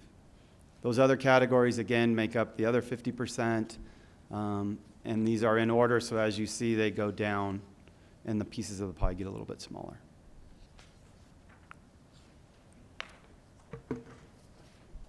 Now I'll ask Lisa to come up and talk about the other funds. Okay, so Brian talked a lot about the general fund, and there's quite a few other funds in the city. So this table is a summary of some of the other funds in the city. So as you can see, a lot of the categories are green or positive, so that's a good sign. There are 5 funds, though, that we want to review. We have our eye on these funds for different reasons. The first funds are the police tax increment funds. And so like the general fund, the 2 police tax increment funds are very reliant upon sales tax to fund their expenditures. So as Brian said, as sales tax is not quite meeting our budget expectations, the same is true in the tax increment funds. So we're keeping an eye on these funds in terms of revenues.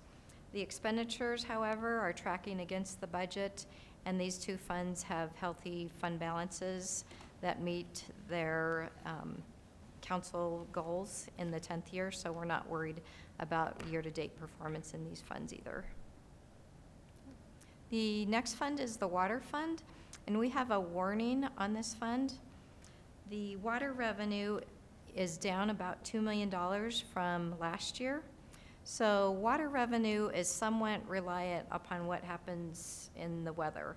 So we know in 2019, we had a very wet spring, so people were not watering their lawns as early as usual because of that wet spring.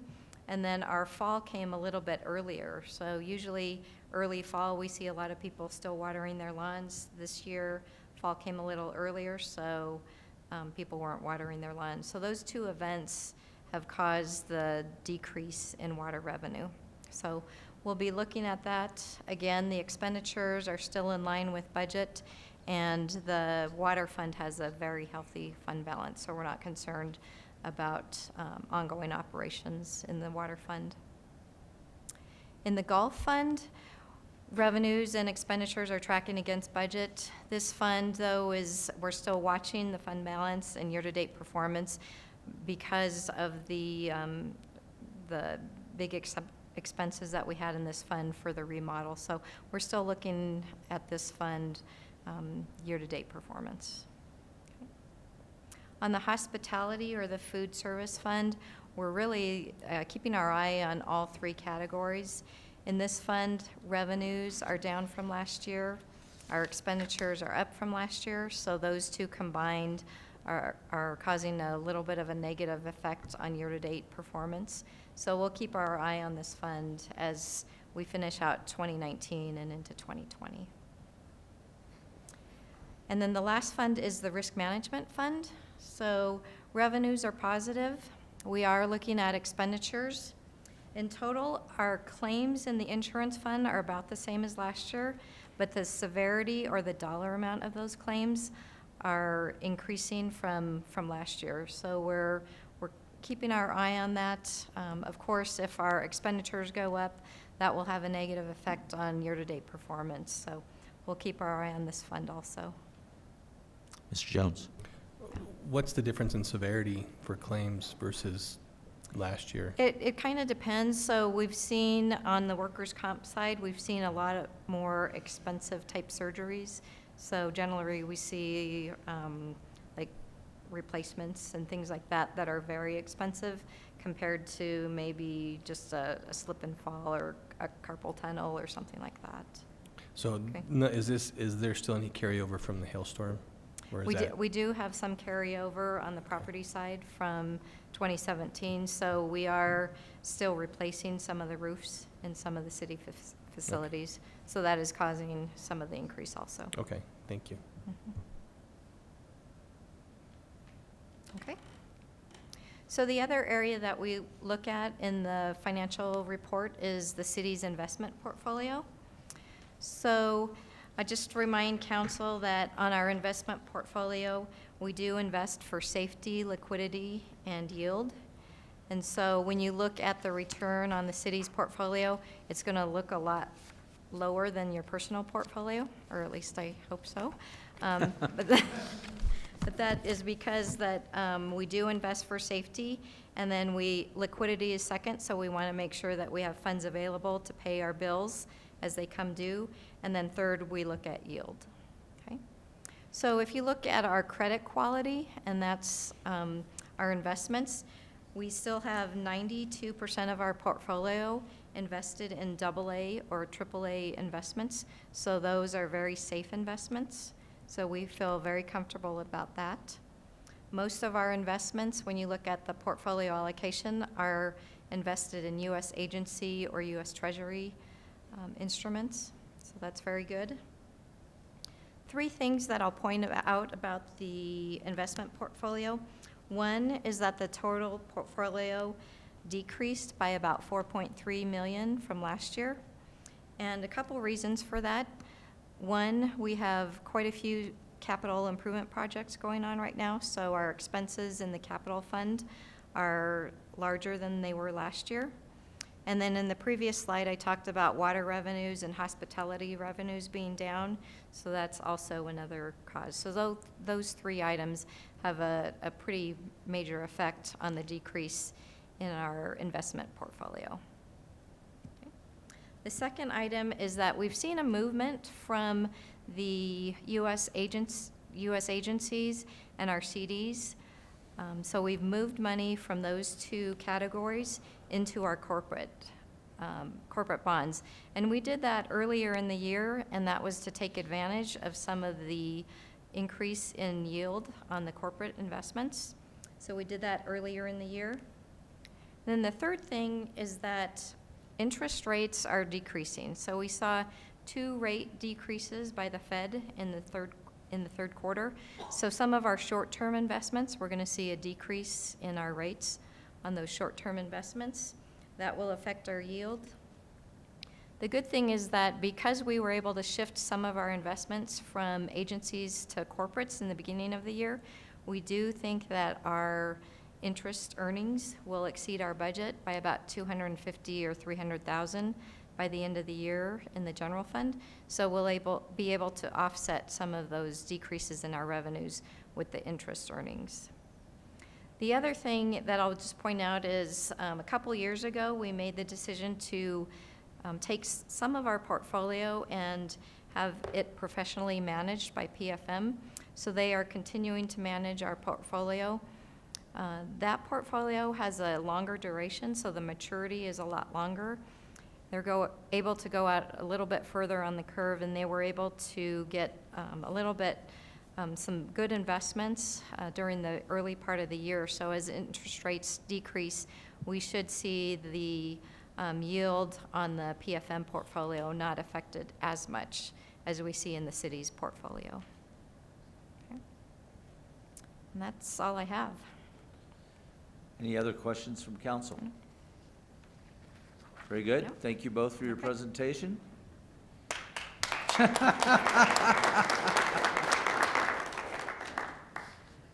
habit that I don't know that we'll want to stick with. Thank you. It's kind of inconsistent with our rules and procedures. So let's take a quick stand in place and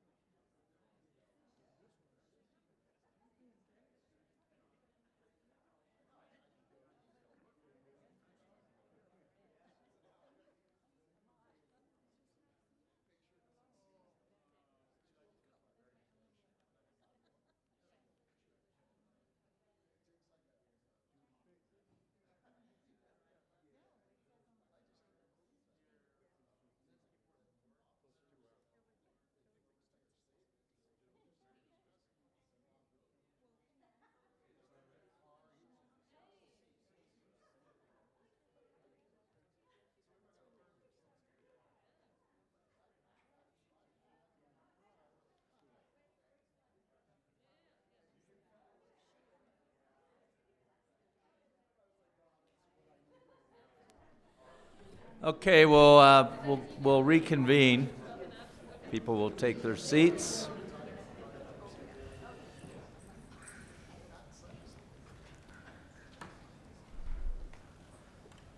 Thank you. At this time, I'm going to open the public hearings, and we're going to begin with the estates at Ralston Ridge Preliminary Development Plan Amendment, generally located north of West 72nd Avenue, surrounding the Ellis Street cul-de-sac. At the same time, we'll consider the estates at Ralston Ridge Preliminary Plat, generally located north of West 72nd Avenue, surrounding the Ellis Street cul-de-sac.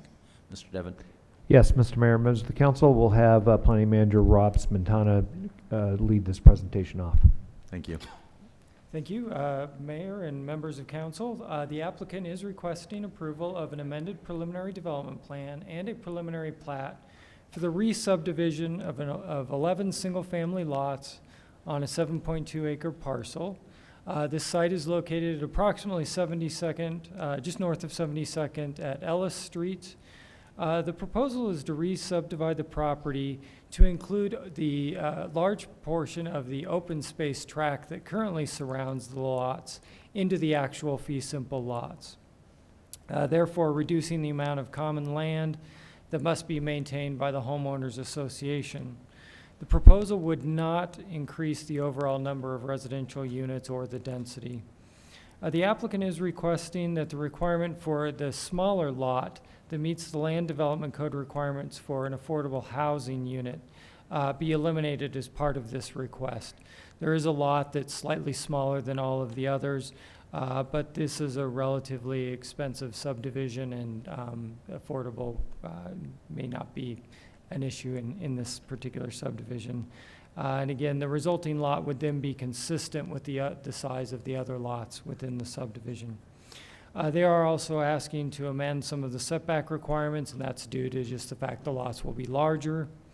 The Planning Commission reviewed this project at their October 8th meeting and unanimously recommended approval of the amended PDP and preliminary plat. We have received the signed posting log and mailing affidavit, and they are in order. The applicant is here if you have any questions for them, and Senior Planner Linda Hoover is also here for staff questions. Very good. Posting log and the mailing affidavit will be made part of the record. Will the applicant and anybody else who wishes to testify raise your right hand?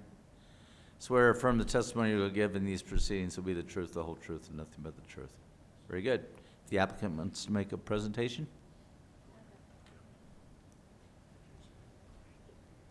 Good evening. Hi, good evening. My name is Connie Rubin, and I live in the estates at Ralston Ridge.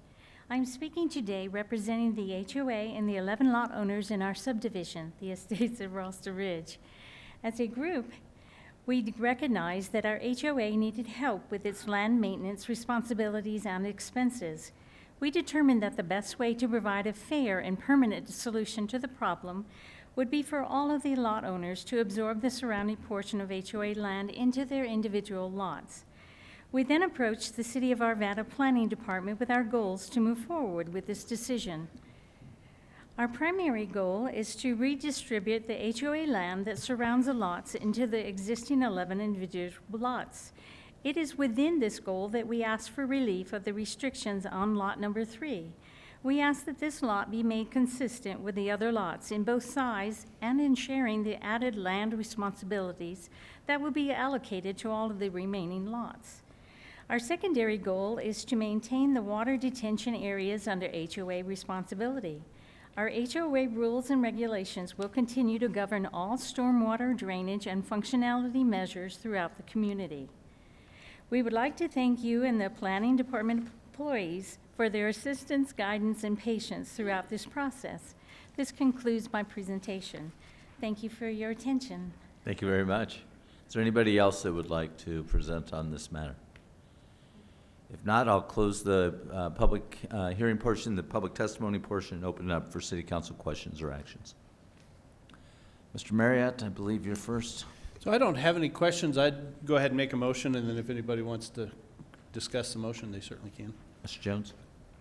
Okay. Okay. You may proceed. So I move that the estates at Ralston Ridge Preliminary Development Plan Amendment, generally located north of West 72nd Avenue, surrounding the Ellis Street cul-de-sac, be approved. This motion is based on the findings of fact adopted by the Planning Commission. And I'd like to speak just very briefly to this motion. I think this is a very, I think, good solution for what an HOA association has found a problem for themselves. I don't think anybody wins or loses here. I think it purely is just a functional way to make this subdivision work better. And I don't see absolutely any reason to do anything except vote yes, so that's what I will be doing. Very good. Mr. Jones?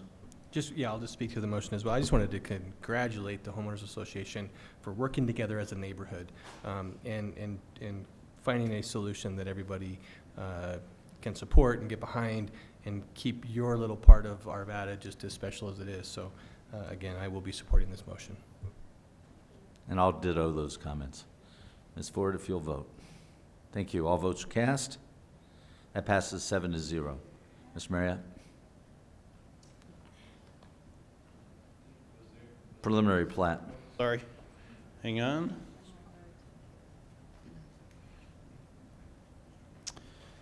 Well, yes, please. Thank It's you. the beauty of paper packets. I move that the Estates at Ralston Ridge preliminary plat generally located north of West 72nd Avenue surrounding the Ellis Street cul-de-sac be approved. This motion is based on the findings of fact adopted by the Planning Commission. Motion's for approval of the preliminary plat.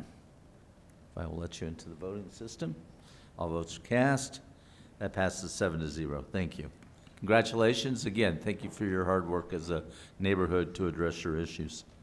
Next, I'll open the public hearing on GEOS Neighborhood Filing Number 2, preliminary plat, generally located south of West 69th Place and west of Juniper Court. Mr. Devon. Yes, Mr. Mayor, members of the council, we'll have Planning Manager Rob Smetana introduce this item. Thank you again. The applicant is requesting approval of a preliminary plat to allow for the development of 91 single-family duplex and townhome units on the 5.3-acre property, which is located west of Indiana at approximately 69th Avenue. This property was originally zoned in 2008, and at that time, a preliminary development plan for the entire project was approved. Therefore, right now, we're only considering the preliminary plat, which is necessary for development of this phase of the project. The Planning Commission unanimously recommended approval of this preliminary plat at their October 8th meeting. We have received the signposting log and mailing affidavit, and they are in order. The applicant is here for a presentation, and Linda Hoover is also here to answer any staff questions. Very good. The posting log and mailing affidavit will be made part of the record. Anyone who wishes to testify in this matter, if you'll raise your right hand. Swear or affirm the testimony you're going to give in these proceedings will be the truth, the whole truth, and nothing but the truth. I do. Very good. You may proceed with your presentation. Thank you so much. Again, we're focused on the plat for our next phase of the lots. My name's Michael Tavel. I'm an architect with Sun Studio in Denver. I live at 3312 Osage Street in Denver. And we presented this project to City Council in 2007. And we got approval for our preliminary development plan. And we are now coming in just for the lots of our next phase. And I'll give a little tour of the neighborhood. It's interesting, but maybe we should kind of stay focused on the lots. Norbert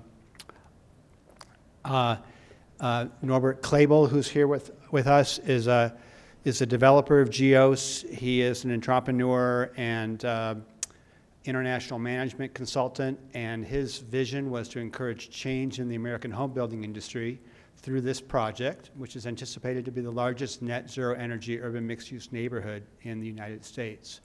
It's similar to other new urban neighborhoods like alley-loaded development, but integrated into it are passive solar homes, net zero energy homes. There are no fossil fuels in the neighborhood. And the homes, because they're so energy efficient that we can basically generate the energy needed to heat and cool and operate them from the photovoltaic panels, plus operate and power an electric vehicle. The neighborhood also integrates a lot of other sustainable strategies and features, which we're excited about, but I won't get into a lot of detail of that. It's located on Ralston Creek, just west of Indiana, in an area that the 2005 Arvada Comprehensive Plan mapped as a future mixed use. The Indiana corridor, as you go north and south, connects in the future and currently to fast tracks, and that was the reason that mixed use areas were located up and down Indiana in various locations, and GEOS was one. This is the master plan, and Ralston Creek's at the bottom. The red buildings are multifamily or mixed use. Orange is townhouse, and yellow is single family. So this is from our preliminary development plan. What we're coming in with now, we're not really changing anything or asking for any amendments. We're just getting around to our phase two. The part of GEOS that's already mostly built out is the L-shaped block at the top right, and the 4 blocks to the left is what we're ready to start our infrastructure on now.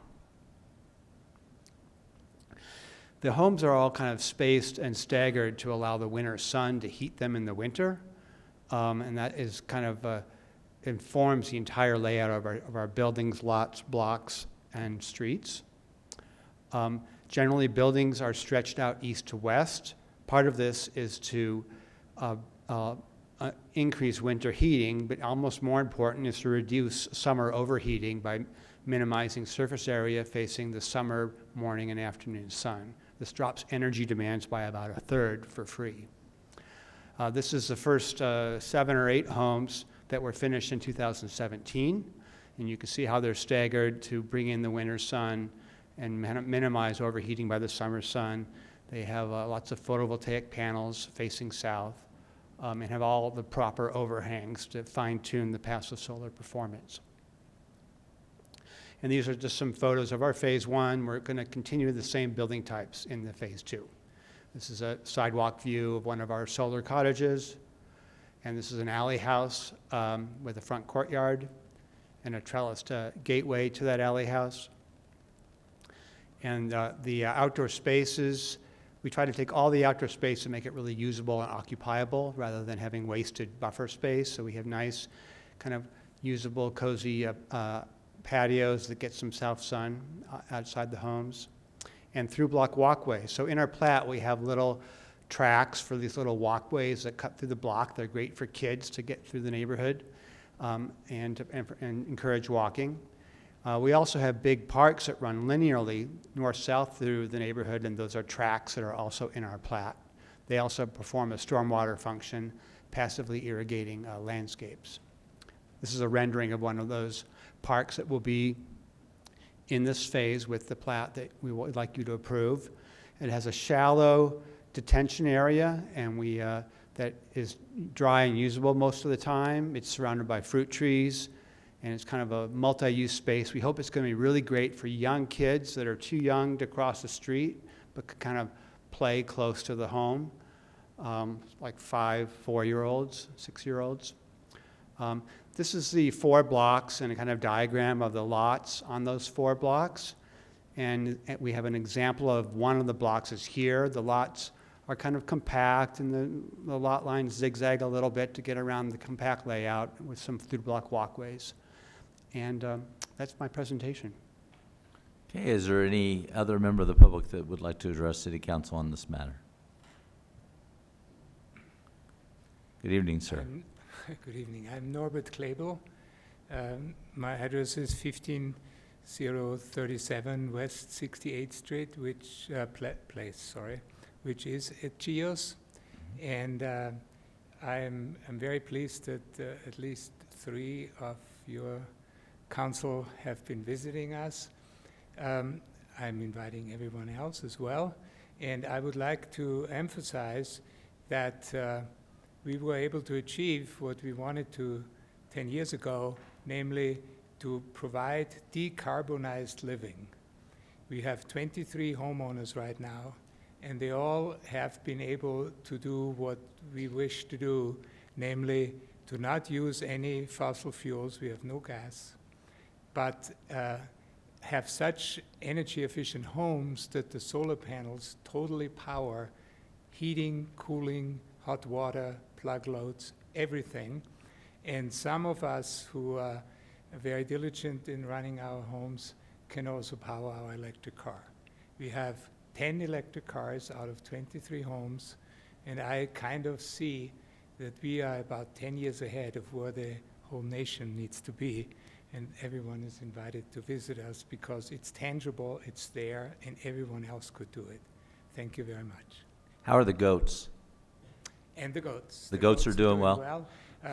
This year we should have had more because of the spring water. Somebody already mentioned this morning, the water consumption went down, but the growth was so high. So our 5 goats had to work day and night to get rid of all the growth. But they're very happy, and that's also part of our mission. Right. To Very good. Okay, any other individual wish to provide testimony? Okay, I'll close the public testimony portion, open it up for city council question or action. Ms. Ford, I'd like to reserve the motion. you may. As someone who has been out there, I know. Yes, I have. Okay, any other questions? Go ahead, Ms. Ford. I better get to the right page, though, huh? I move that GEOS neighborhood filing number 2, preliminary plat, generally located south of West 69th Place and west of Juniper Court, be approved, subject to the condition of approval identified in the staff report. This motion is based on the findings of fact adopted by Planning Commission. Okay, motions for approval. It is, I'll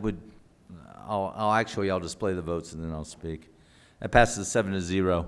I have had the opportunity, I would urge the rest of council to get out and see this project. It's innovative.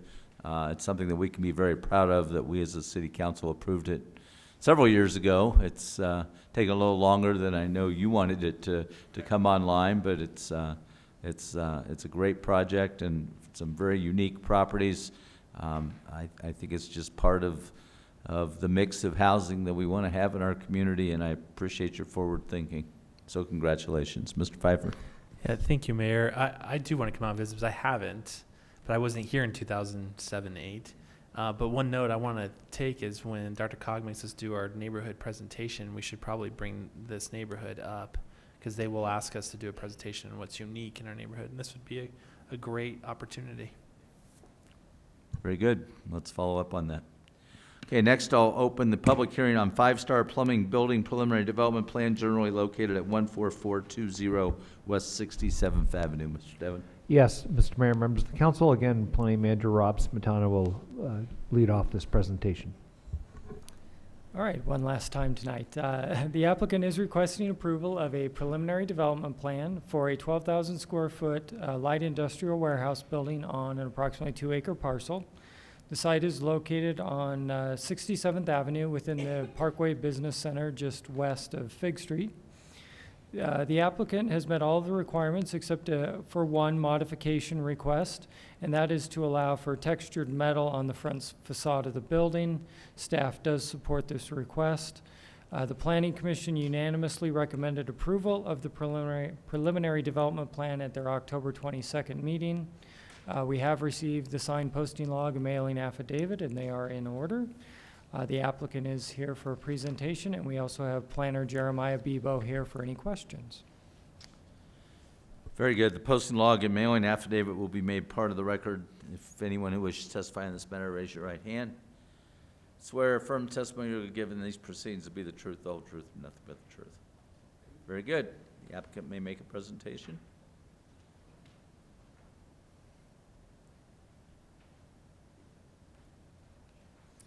Hello, I'm Mike Miller. I own 5-Star Plumbing, and we're seeking city's approval to build a warehouse where we can clean, stock, and reload our vehicles. Looks like we've got a little presentation here. I got you. I can help you out with this. This is the, real quick here. This is the introduction. I explain myself to you. The size of the warehouse is 12,000 square feet. It is a metal building, and we're proposing to put some masonry on the front, the sides of it, try to cover it up and meet the city standards. This is a vacant property now. This is kind of what we're proposing on doing, how we want to lay it out. We've got the buffers there for landscaping. We'll have plenty of trees, stuff like that, retention pond. Landscape plan. This is the bottom image there is kind of what we have for the front right now. The one above the bottom image is the west and east appearance, where there'll be some stone at the bottom of it. We didn't want to do the whole thing in stone. And the back side will eventually get finished with some stone. We're just trying to, get in there and get going on it. And that's the conclusion. So we have an architect here if there's questions for our architect and developer. Otherwise, I just like to thank you and thank you for the city planner. You helped us a lot. Turn it to you. Very good.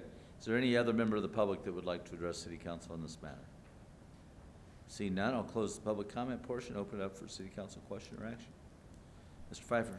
Just a quick question. So you said you'll get to the back. How do we know he eventually gets to the back to do masonry on the back side of the building? Because that faces... We met the city requirements on doing the front. You don't have to do the back? Yeah, it was, you know, of course people would like to see it on the back, but we're just trying to get in there financially. It's more than what we wanted to do. So being minded of a budget, if we don't have to do it at this time, we're not throwing too much at it. Yeah. I think that was the question, was he doesn't have to do it, right? Yeah, no, it's only required for the front of the building that's visible from the street, and then 40 feet around the sides of the building. Yep. Okay, I was just clarifying. Thank you. If there are not any other questions, I'll make the motion. Okay, Mr. Jones? Go ahead, Mr. Pfeiffer. Okay. I move that five-star plumbing building preliminary development plan generally located at 14420 West 67th Avenue, approved subject to the attached updated conditional approval listed in the staff report. This motion is based on the finding and fact adopted by the Planning Commission.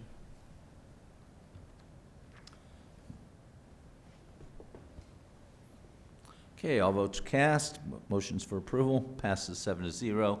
Congratulations. Thanks, It's always great when an Arvada resident wants to bring their business to Arvada, and we appreciate that. So, Thank you. Thank you. Look forward to it, and hope you get another good tenant in there with you, and maybe they'll want to have some of that stonework done. Absolutely, So yes. that was- Yes, sir. Thank you. Okay, next we're going to go to the public hearing on the Consolidated Strategy and Plan Submission for Housing and Community Development Programs 2020 to 2024, and the 2020 Annual Action Plan for 2020 CDBG funding. At the same time, we'll consider R19-118, a resolution authorizing the expenditure of City of Arvada Human Services Funding Pool funds for 2020 to agencies providing emergency help, program assistance, and other assistance to Arvada citizens, and R19-119, a resolution approving submittal of a consolidated strategy and plan submission for housing and community development programs 2020 through 2024, and the 2020 annual action plan for the 2020 CDBG funding. Mr. Devon. Yes, Mr. Mayor, members of the council, we have Housing Manager Ed Talbot here, also a member of the Human Services Advisory Committee, Vicki Pine, will be assisting in the presentation tonight. First off, I want to offer my congratulations to the 4 members of council who are either remaining on the council or are joining the council, and particularly you to Councilwoman Simpson. Congratulations, welcome aboard. So we have the 2 action items. Obviously, we have a public hearing that has just been opened. We probably should see if there's any public comment, then close that hearing, then we can move on to the 2 resolutions. Very good. Is there any member of the public that would like to address City Council on these matters?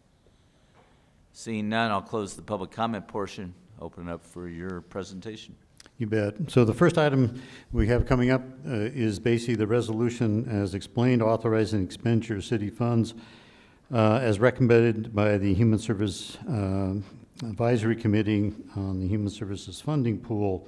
One thing I would like to make 2 comments. Number one, I want to thank the council.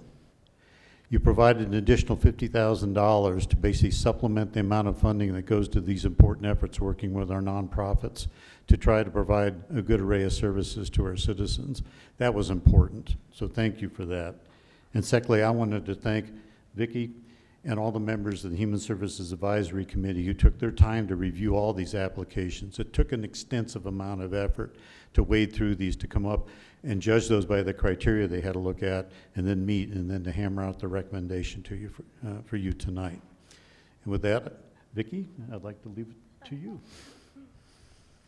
Mayor, council members, just for Lauren's benefit, there are 8 members of us on our committee that get together, and what we do is We're charged with overseeing the grant application process and the grant that goes out, and then reviewing the applications once they come in.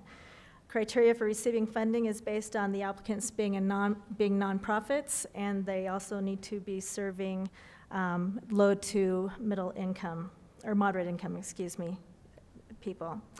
When these two criteria are met, then the applications are reviewed and scored on 8 other criteria. We use a scale of 0 to 5, that rates 0 being the lowest. The scores are given for each application and then added together so that that group and that application has one individual score from us, and then all of our scores are added together at the end to get a rating system, so that when we get together, we have something to go on for the review. The 8 criteria are experience, identified need, benefit to Arvada, which is one of the #1 criteria, budget reasonableness, leveraging other funds, collaboration, measurable outcomes, and sustainability. So this year there were 21 agencies requesting a total of $350,560. The total amount that we had for distribution is $260,000. So this is, as Ed mentioned, an increase over what we had last year, and the board would like to echo our appreciation for that increase in funding, because that allowed us to recommend 16 of 21 agencies for funding. So with that, we'll go ahead and start with what our recommendations are. First, Caring Clinic to receive $20,000 to provide medical assistance and services to uninsured or underinsured children. Second, Senior Resource Center to receive $13,000 to serve an estimated 175 seniors in Arvada for anything from cleaning and chores to emergency funds, which could be medical bills or utilities or things of that nature. Next, Family Tree to receive $15,000 specifically to support Arvada residents who are homeless or at risk to be homeless in an effort to provide stabilization. Then we have Hope House to receive $12,000 for GED and college programming provided to teen moms. 20% of those who they serve are Arvada residents. Jefferson Center for Mental Health to receive $24,000, and they estimate that they will be serving 4,800 Arvada residents in 2020. Ralston House to receive $15,000 for an expansion to meet growth and ability to add another forensic interviewer for serving children.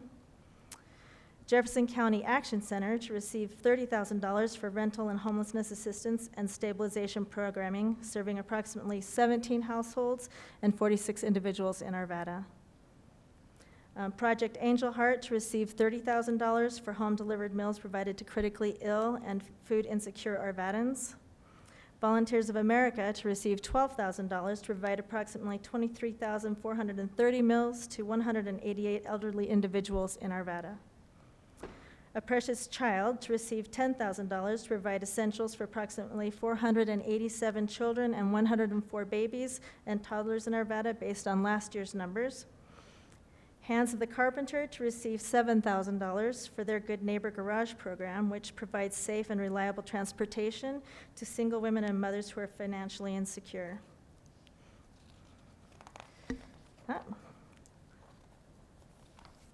Then Community Table to receive, whoops, I went ahead on that. Community Table to receive, where am I at? Okay, yep. Community Table to receive $22,000 for their financial assistance program, helping with partial rentals and deposits, medical bills, medication, and utilities, among other things. Then on to CASA of Jefferson and Gilpin counties to receive $8,000 toward their Fostering Futures program, which will help to provide housing to youth in danger of homelessness as they emancipate from the child welfare system. Community Table to receive $30,000 for their emergency food assistance program. Growing Home to receive $7,000 for their food pantry program, which served 375 unduplicated individuals for Arvada last year. And Audio Information Network of Colorado to receive $5,000 to provide necessary equipment and audio of news, consumer information, health and wellness information to those who are unable to read print. Approximately 26 individuals are served here in Arvada. So this final slide shows a list of all of these organizations and the service categories that they're in. And at this point, if you have any questions for me, I'd be happy to answer. Mr. Marriott.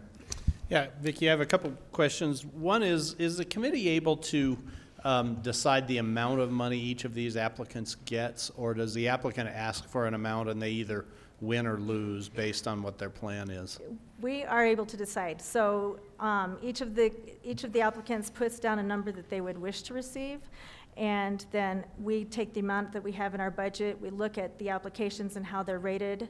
For various reasons, we had 5 agencies that we did not fund this time around, and with that said, once with the extra money, we were able to actually fully fund everybody else. I believe we fully funded everybody, maybe, but. We actually increased Hands of Carpenter, I think, by a little. Yeah, we increased Hands of the Carpenter by a little bit because we had a little bit of the extra money. In previous years when I've done this, we've had to make decisions where we would cut and give only partial funding to different groups. So just kind of depending on the year, the number of applicants and the funds available.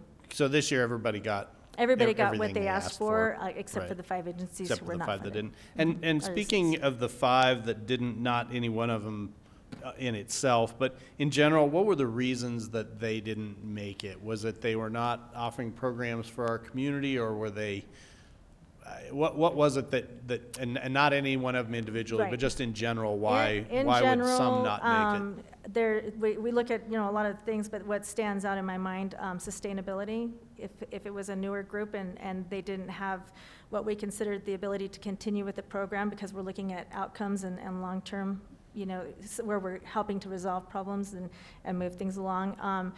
But that wouldn't be a criteria on its own. It'd be whether or not that they were serving Arvada, if we felt like we could show that they were serving citizens in Arvada. And if they're collaborating with other folks, other agencies, if they're working with other groups, or if they're duplicating services and kind of staying by themselves and not reaching out to other groups and collaborating and trying to find different ways to meet gaps in service, then that would help us choose to disqualify. So in this point scale, we all come together. We each do the application, get the applications, and we rate everybody with the point system, 0 to 5, and then for each applicant, all of those are added together, and then all of us are added in one huge group so that we have a full rating scale. So I may rate one group less favorably than another, but in the end, with 8 of us on the board, it kind of balances out what each of us kind of maybe has a bias toward or whatever. Okay, and then just two more quick questions. So Sure. the one would be then the groups that don't make the funding line. Is there any follow-up with them? Yes. As far as communication with, here's why you didn't score high enough, and so here are things you might consider doing in the Yes. future so you make it? Staff will reach out to them and let them know maybe that there were some weaknesses in the application. It could be that when they asked, and we've talked about this a little bit as a board, but they're asked to give us a budget that outlines what they're going to get that money for and how they're going to use it. And if they can't give us an outline or show us that clearly, that can create a problem. So then we'll go back to them and say, okay, in your application, this was not strong. You need to show what the money is being asked for, what you're going to use it for, and what the outcomes look like. So a lot of it comes down to not creating a case on the application to show that it's viable enough for approval. Okay, and then the very last question I have is a number of these ones who do make the funding line obviously operate all over the place. CASA, many of Volunteers of America, many of these, they operate across the whole metro area or the whole county, that type of area. And they somehow are able to communicate that these particular funds are going to be used to serve Arvada residents or within Arvada. In other words, they're not getting funding from Arvada that they use somewhere else in Jefferson County or somewhere else in the metro area. So, like on some of the ones that I read to you, I gave you numbers that came from their applications that showed, say, Hope House for 20% of their applicants are Arvada citizens. Likewise, I can speak because I'm with CASA, but with your statistics, we can pull out and say, okay, our highest number of youth served are Arvada, Lakewood, and Edgewater, so that we can pull percentages out. So when you're writing an application, the application requests that you say how many people do you plan on serving, or how will this funding be used for Arvada, and so that they can give us estimates of the number of people served locally. Okay, thank you. Yeah. Ms. Miller. Thank you, and thank you, Ms. Pine, for all the work you do on this committee. I know it's got to be hard. It's got to be hard to say no to some people. I can't even imagine, and thank you for Yeah. doing that great work. I just have one question, one Sure. that stood out to me on the spreadsheet of asks was the Colorado homeless families. And I don't know if you can speak to it directly or not, but it's somebody that's been around a long time in this community, and they've done great work. And I know that we've given in the past, and then I saw a $15,000 ask with 0 given. And so I thought maybe as you were explaining that maybe their application, maybe it wasn't, maybe they missed something, I'm not sure, but yeah, do and they have an as- opportunity to correct it before the deadline if maybe they've got somebody new writing it and they screwed up? I don't, Jessica, maybe Jessica can speak to. From my memory of the conversation with the committee, it was what they were asking for the money to be used for, and it was something different than previous years. I believe it was the after-school coordinator. Maybe it was the yeah, same and after-school so coordinator. it was not very well laid out in terms of how the program would function, and then how folks would be served and what outcomes we were really looking for. And we were also not sure that there was enough funding from other sources to really make it a reality. So I think it was a little bit different of an ask than they've had in previous years. And that would be part of that sort of feedback letter and coaching and an opportunity to come in and meet with us that we'll provide for the applicants that were not funded. So when you do those coaching with them, and the only reason I want to pursue this a little bit is because now they have to wait a whole year. And I know that $15,000 to them is incredible. You know, to some organizations like a Ralston house, $15,000, you know, they're going to find those funds where Colorado Homeless Family may not. And so now they've got to wait a whole year. So I guess my question is if we know the need because we know the organization and they don't fill it out right because they filled it out for something that they just may not achieve, but they could use the funds over here, do we coach them up? Yeah, and we can look at this process. It's one that I know we want to, revamp even more than we did this year. This year we reached out and we tightened up the criteria. And so we could do kind of an informational session. We could do some of those coaching things on the front end this coming summer prior to the application period opening. And that's something we're going to look for the committee to really help us take the lead on, is to kind of reimagine this program a little bit, and through our housing strategy and other things really show what is our need, and then how do we match the funding that we have with those needs, and look at it a little more on the front end of before people apply. And maybe just two things to add is that we're embarked on a much more robust effort to get the word out, because we had heard the council on this, especially with the social media outlets we haven't quite used in the past. So we may want to get that effort out there to make a more robust effort to get the word out.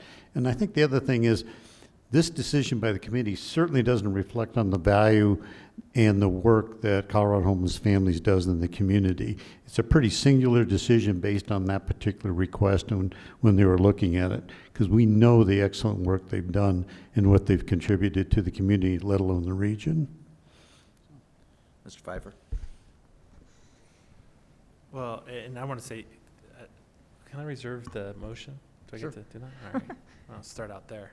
But I do want to say, great job, and it's so neat to see how many groups, because at one point without that 50,000, it was a lot smaller group, and just like you said in the past, there were some struggles where you can only partially fund. So it's exciting to see that you got to kind of fulfill more, even though some people didn't.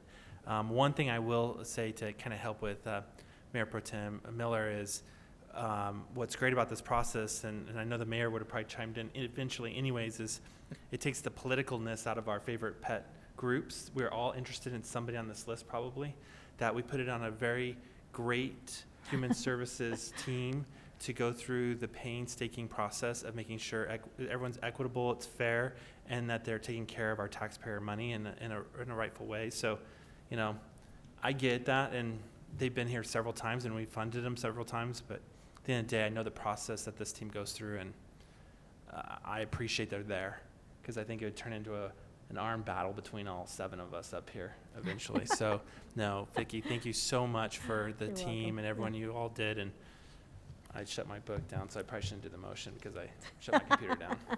But I love this job, though. I love what you guys do. This is my favorite time of the year. Okay.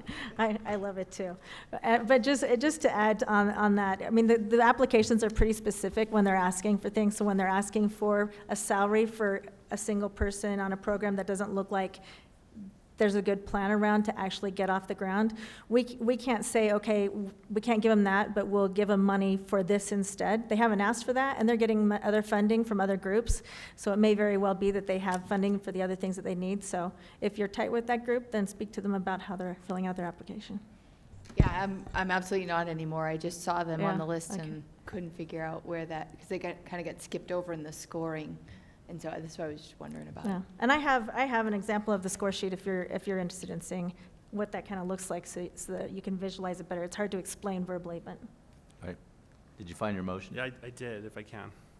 I move that resolution R19-118, a resolution authorizing the expenditures of the City of Arvada Human Services Funding pool funds for 2020 to agencies providing emergency help, program assistance, and other assistance to Arvada citizens be approved. Motions for approval. All votes are cast. Passes 7-0. Do I have another one? You may make your other motion. All right, just give me a quick second. 19-119. All right, I move that resolution resolution 19-119, a resolution approving submittal of the Consolidated Strategy and Plan Submission for the Housing and Community Development Program 2020 through 2024, and the 2020 Annual Action Plan for 2020 CDBG funds be approved. Again, motions for approval. Ms. Miller and Ms. Simpson, if you'll vote. All votes cast. That passes 7-0 as well. Yeah, I'll piggyback on Mr. Pfeiffer's comments. It's by taking this out of the political process and having people who really know what they're doing, who are experts in their field on the Human Services Advisory Committee, has been a great move by City Council over the years. And thank you for your hard work and professionalism. And I love the matrix. It really does, I think, puts everybody on a level playing field. So, Mr. Talbot, anything else? Had a couple comments, if you don't mind. Briefly. Very briefly. I think the screen will come back up in just a second. Just two things. Number one, I think it's important for the citizens of the community to realize that when we receive this entitlement grant, which we get annually from the U.S. Department of Housing and Urban Development, we do have to go through a pretty extensive planning process. We're in the midst of, we have to do a 5-year plan called the Consolidated Plan, and that's associated with an annual action plan. And this we do every 5 years. And so we're at that particular milestone. So just for the citizens who may be watching is to understand where that grant, what it looks like. We're estimating an entitlement of $450,000 for 2020, and these are the recommendations that are in the annual action plan for the use of that funding, and that'd be $175,000 for the Essential Home Repairs Program, $75,000 for the Human Services funding. That's part of the $260 you just approved, and this is where the grant will be part of that funding source. $90,000 for the program administration requirements for this grant, and something new. We're suggesting $110,000 in funding will be put aside in what we're characterizing as a housing strategy incentive fund. We're in the process, with obviously your good work, coming up with a housing strategy to guide this city as we look at the mix of housing and our housing needs in the community. So how can we pre-position ourselves if this is the decision and what comes out of the housing strategy with resources that might be available? This particular item, the Housing Strategy Incentive Fund, you can't build housing with this, but we could utilize this funding to provide infrastructure support. For example, you could pay a part or all of the water tap fee that might be necessary. So by creating an incentive fund, we might be able, that might be one part of the puzzle as to how the city, when it looks at its housing strategy, one part of the puzzle, how we can assist and bring along an additional proposals for assisted housing in the community. So this is a new idea that we're going to be looking at. This isn't something you've seen before. And I'd be happy to take any questions. Mr. Barrett. Yeah, so I have a question about that, Mr. Talbot. So if this is something new that we're planning on doing with our CDBG funding, what are we going to not do with our CDBG funding? Because I'm assuming we didn't get more. We're just doing this instead of. Correct. What we're estimating is 450, and that's our conservative number. We hope it'll be somewhat higher when the appropriations process is fixed. This should cover what we've done. One thing we've done the past year, we had some money that we put aside for our capital improvement in the older neighborhoods. We were looking, you might recall, we did Carr Street, portion of that was CDBG. We were looking at Balsam. We're actually looking at another option. That was some funding we did. We don't have any capital improvement funding in this particular recommendation out of the 2020 grant. So we're doing this instead of things like that sidewalk on Carr Street or sidewalk on Balsam? There's lots of choices, but that would be one of them to compare to a past year. Right, okay. And so is it all exclusively at the expense of capital improvement funds? Is that? No, there's a range. I'll give you one other example. For Essential Home Repairs Program, we take funding out of the CDBG for that program. We've enjoyed a pretty high rate of repayments on our loans. So we're able to pull, with that repayments coming in, that creates a larger capital base that we can make the loans from. So we wouldn't have to go back to the block grant, say, for a higher number, because we've had the good fortune of a number of these loans paying off, and we can count on that in 2020. Kind of reinvesting. Okay, thank you. Ms. Ford? Mr. Talbot, I wanted to thank you for the plan. I really like the idea that you're utilizing your clients for their feedback, you know, especially people with disabilities and other types of clients. So I thought that was great. Thank you. Just so you know, if you look at the template for the federal plan, it's a federally dictated template. It might not be what we would design, but we have to fill in the places we got to fill it in. That's why the plan looks like what it looks like that. So. Thank you, Mr. Talbot. Very good. At this time, I'll open the public hearing on R19-120, a resolution approving the amended and restated service plan for Sabell Metropolitan District Number 2, to be known as Sabell Metropolitan District. Mr. Devon. Thank you, Your Honor. I'll be handling this agenda item. So, in introduction, Sabell Metropolitan Districts Number 1 and 2 were approved by City Council on September 17, 2018. This resolution that's in front of Council today submits for Council's approval certain revisions to the service plan for Sabell Metropolitan District Number 2. These changes are necessary due to an error in the legal description for Sabell Metropolitan District Number 1, which prevented the district from being formed. The amended service plan would not impact any financial terms in the service plan, and District Number 2 would remain responsible for the approximately $1.174 million towards regionally significant improvements. The city team has reviewed the revisions submitted by the district and has approved those revisions. So we submit for council approval Resolution 19-120. I also wanted to mention really quickly that Megan Murphy, who's counsel for Sabell Metropolitan District Number 2, is here to briefly review the changes, the suggested revisions with you. And if you have any questions about the project in general, Matt Kavanaugh from Remington Homes is also present today. Very good. Ms. Murphy? I don't, this is not quasi-judicial. It's not. So no. Besides, swearing by attorneys is usually not very valid. Just say it. Fair enough. Mayor, council members, Megan Murphy from White Bear Ankley. My client, Matt Kavanaugh, is also here. You saw me last fall to get this service plan approved. Thanks so much, but we messed it up. So the legal description for District 1, as Ms. Morris mentioned, wasn't correct and described a different area. So we went to the court, we followed it down to the assessor, and they said, wait a minute, this doesn't work. So I'm here today to say, can you help me fix it? And just take District 1 out altogether. The idea is to just use District Number 2, make it bigger, it'll serve the whole project. All the changes to the service plan take out districts and just have it not plural. There's no financial change, there's no increase in property taxes, no increase in fees, no change in the contribution we're making to the city for regional improvements. But I'm happy to answer any other questions you may have. Did you have a good discussion with your engineer who came up with the legal description? In my mind, I did. Yes. Just up here. But not your out loud voice. Okay, Mr. Correct. Jones? I'm prepared to make a motion. Okay. Is there any other member of the public that wants to address City Council on this matter? If not, I'll close that public comment portion. Mr. Jones, you may make your motion. Thank you. I move that R19-120, a resolution approving the amended and restated service plan for Sabell Metropolitan District Number 2 to be known as Sabell Metropolitan District be approved. And I'll just speak to the motion. Thank you for admitting where you made a mistake and fixing it. Thank you. Okay, all votes are cast. Passes 7-0. Thank you for helping me fix it.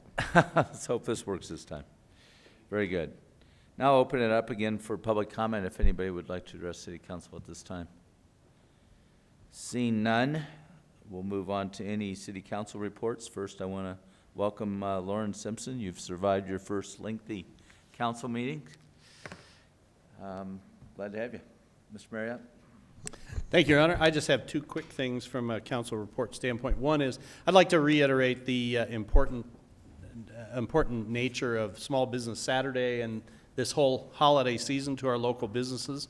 Please, if you can find it in Arvada, please buy it in Arvada and go out of your way this year to do some of your Christmas shopping locally at any of your favorite merchants. Many of us who are in that business make a large portion of our living in the months and or the time leading up to and around Christmas. So, buddy, keep that in mind. The second thing I want to report to the rest of council is the Bond Oversight Committee met this past week for its initial meeting. This is a committee that was formed as part of the issue the voters passed to approve 3F, which was the bonding measure for our two capital improvement projects. That committee met, got to know each other, got background on the issue, and will be meeting regularly during the duration of these projects to fulfill their duty in keeping oversight over these bond funds for the residents. So I just want everybody to know that is going on as was stated in the election item. Great. Ms. Ford? Well, excuse me, I'd like to encourage our citizens to also consider the Arvada Center Fine Art Market Show and Sale that's coming up the first week of December. And we often don't think about artists as being small businesses, but they are. And this show features more than 100 Colorado artists, so I hope you'll think about them this holiday season. Thank you. Ms. Simpson? First and foremost, I want to echo their sentiments, as well as the importance of Small Business Saturday. And on Black Friday, don't forget we have some large businesses and small businesses that would enjoy your business on that day too. So it's not just Saturday shopping. I also want to take this moment to say thank you to everyone for welcoming me, especially our city staff who have been absolutely incredible this first week, which was quite large. And thank you all for being diligent in answering all of my questions. You have been tremendously reliable, and I appreciate it. As well as to the rest of council, thank you so much for your kind welcomes and all of the assistance you have each provided me as well. Great. Mr. Pfeiffer? Mine's easy. Do I get to keep the jam since it ended with me? Oh, no. Okay, that's all I have. We'll have a discussion. Okay, Mr. Devon? Mr. Mayor, members of the council, next Monday we will have an update on the infrastructure projects. We'll talk about delivery and other kinds of issues associated with our bond projects, traffic signal maintenance, and road maintenance in 2019 as well. So we look forward to your presentation and this presentation and feedback next week. Great. Ms. Morris? Nothing from me, Your Honor. Very good. We stand adjourned.